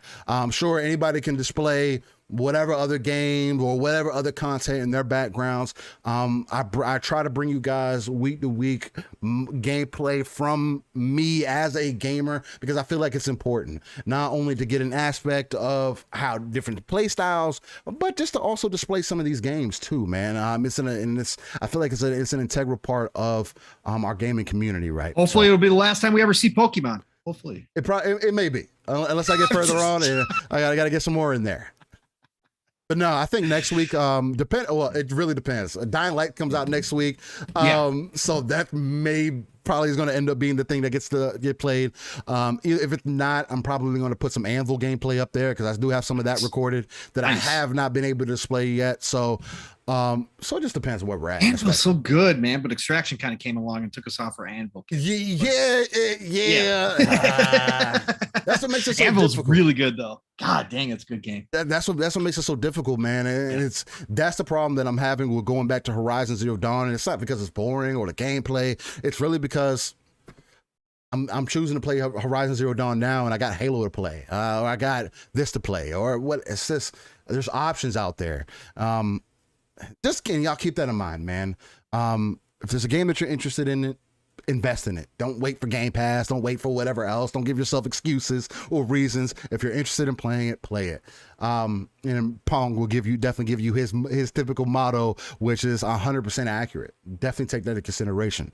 And like I say, take that RTS view, that real-time strategy, pull yourself out of the world, look at those darker places, look at the bigger picture, and really look at what the overall goal of the industry is, man. Microsoft is putting it plain out there. We're trying to reach that 3 billion, and I'm right along that same aspect. More gamers we can get involved, the more people that we can get invested, the bigger and better titles that we'll get, greater single-player experiences that we'll get, and those titles won't have to fall to the wayside because they're not getting the support that's necessary. Or we'll actually be able to continuously get those games in development, get more iterations of them, second games, third games, so on and so forth.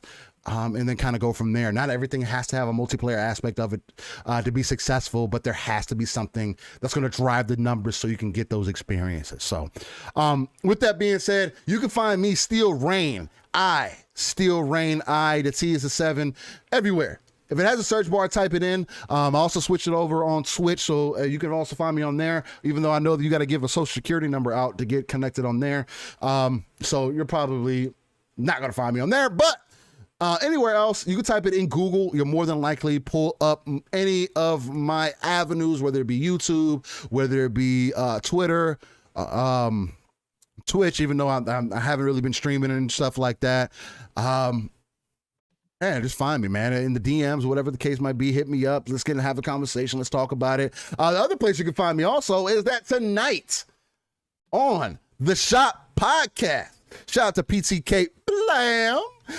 It's the guys over there. I'm going to be in the Shop Podcast Kingdom. So we're going to have another Living Split Screen crossover. If you didn't get enough of our almost 4-hour content here, don't worry. I will definitely be respectable of PTK in his time. We're taking 4 hours tonight. I definitely like to mind my my mouth when I go other places, just because everybody doesn't have to do it the same time I do, and I know y'all like to keep it a concise show over there. But with that being said, hopefully we see you guys there tonight. Hopefully we see you guys in the chat. Other than that, much love to everybody. Again, this is episode 42. Look forward to seeing y'all in episode 43. One episode closer to 52 episodes of us doing this, which equals out to a year of us doing this show. Pong, lead the people to victory. Show them a way. Show them the way out. Awesome. Episode 42. Dragonheart Yobi, you legendary human being, absolutely hit me and Steel up in the DMs, and we can do something like that. 100%, it, brother. Absolutely, much 100%. love. Appreciate Look, that. Episode 42, amazing show again, almost 4 hours. Steel and I kicking and talking, and we got people that stick around. So some people would say you should never do a show this long. Guess what? Steel and I will never stop doing that. So we like to talk, and we like to talk this industry. Obviously, we're not sitting here just rambling about nonsense. I think we both bring awesome points to this, and we hope that you're all enjoying it. And that's why you join us each and every week. And we love all the support in each and every single one of you that comes out to see us. on a weekly basis. So thank you for making our Saturday as special as it is. Again, wake up excited to do this. I go to bed actually on Friday nights excited. I usually DM Steel and go, tomorrow Saturday, let's go. Because I am so hyped to get in here and talk games with him. So thank you all for that. One last point before I get my outro out of here, and I'll get us out of here. Just because you at one point owned an icon in this industry. Let's call him, I don't know, I'll make up a name here. Let's call it Crash. Let's call it Crash and Bandicoot. Let's do that. Bandicoot. Just because you owned him at one time, just because you created him and he happened to be your mascot. I'm speaking to the fan base, because I know corporation already understands this. Just because that was created underneath your banner, but that banner, that mascot was sold off to another corporation in an agreement. And that corporation has now owned that mascot for longer than you ever did. That does not give you the right to sit out here and criticize the potential new owner for celebrating with said Bandicoot. Okay. It does not give you a right to tell the marketing guy that he's toxic and come after him, because he's doing his job and promoting what is one of the, if not the biggest acquisition in history. He's promoting your sold off mascot. Correct. You're sold off. You pimped out your mascot to another company for a longer period of time than you ever owned them. You don't get any rights to him anymore. Okay. Period. I don't care how important he was at one point. Obviously that mascot was no longer important to your corporation of choice. So do not attack people. Take off the clown makeup, get some help, please, because you're bringing nothing of value to this community. Anyways, that's my final point of the day. You can find me Pong Soul, Xbox, Twitter. You guys know the drill there. Like Steel said tonight, you get another dose of Living Splitscreen. You get your booster shot of Living Splitscreen, since that's such a popular word these days. Come get your booster of Living Splitscreen tonight on the Shop Podcast, PTK Blam's channel. We will be there 8 p.m. Eastern, 7 o'clock Central Time. End your Saturday night right. It's going to be a great time over there. PTK runs a fantastic show. And then, of course, Tuesday is Xbox Factor Podcast. Be there. Right? It's going to be all things Xbox each and every week. Mr. Boomstick, Double Barrel Gaming, Mav, Archimedes, myself, 3-Bit. We don't ever know if he's going to show up again, but whatever. He's still part of the show. His seat's being kept warm. And then, of course, now we have Mr. Joanna Dark. So Xbox Factor Podcast, Tuesdays, 12 p.m. Eastern, 11 o'clock Central Time. There will be something special on Tuesday night. I don't believe it's been announced yet. So keep your eyes open on my Twitter page. Keep your eyes open over on Ham Solo's Twitter page. Might be something special Tuesday night too. I got something going on Tuesday night. So please keep your eyes open there. Thursday nights, PM in the PM, Pong and Mav in the PM. If you didn't watch this last week, we had a special show because Mav set it up that he wanted it to be kind of like what Steel and I do here, 2-man show. But we did have a guest because Mav has been trying to get Colt Eastwood on Xbox Ultimate for a long time now, but it just never works out with Colt's schedule. So Mav brought him into PM in the PM. So we did a special show on Thursday night. Go check that out. Great time with Colt. Just an awesome dude. Mr. Be Nice himself. We just had a blast talking the gaming industry. So go check that out as well. But PM in the PM is back just Thursday, 7 p.m. Eastern, 6 o'clock Central Time over on Fun Speculations channel. Then Xbox Ultimate again on Fun Speculations channel. Friday night, 9 p.m. Eastern, 8 o'clock Central Time. You know the drill there. We have a great time. Man, we had PTK on and we had Mr. Badbit on last night. It went left real quick, almost out the gates. It was crazy. We were talking about food, man. It was just nuts, man, as always. So just come see us on Friday nights. Otherwise, it is the golden age of gaming, people. That's why Steel and I could sit here and talk for nearly 4 hours because there's so much going on. It's the golden age. Play what you love what you play. And I'm going to talk to you real soon. Love you all. Nothing but respect. Again, Spooky, so amazing to see you in the chat, man. Such an important member of this community. Great to have you back again. All of you are. But, man, what you went through, Spooky, glad to have you here, brother. So thank you for being here. 100%, man. Definitely, again, glad to see you here, man. Glad you're all right. Again, we definitely send much prayer, much energy your way.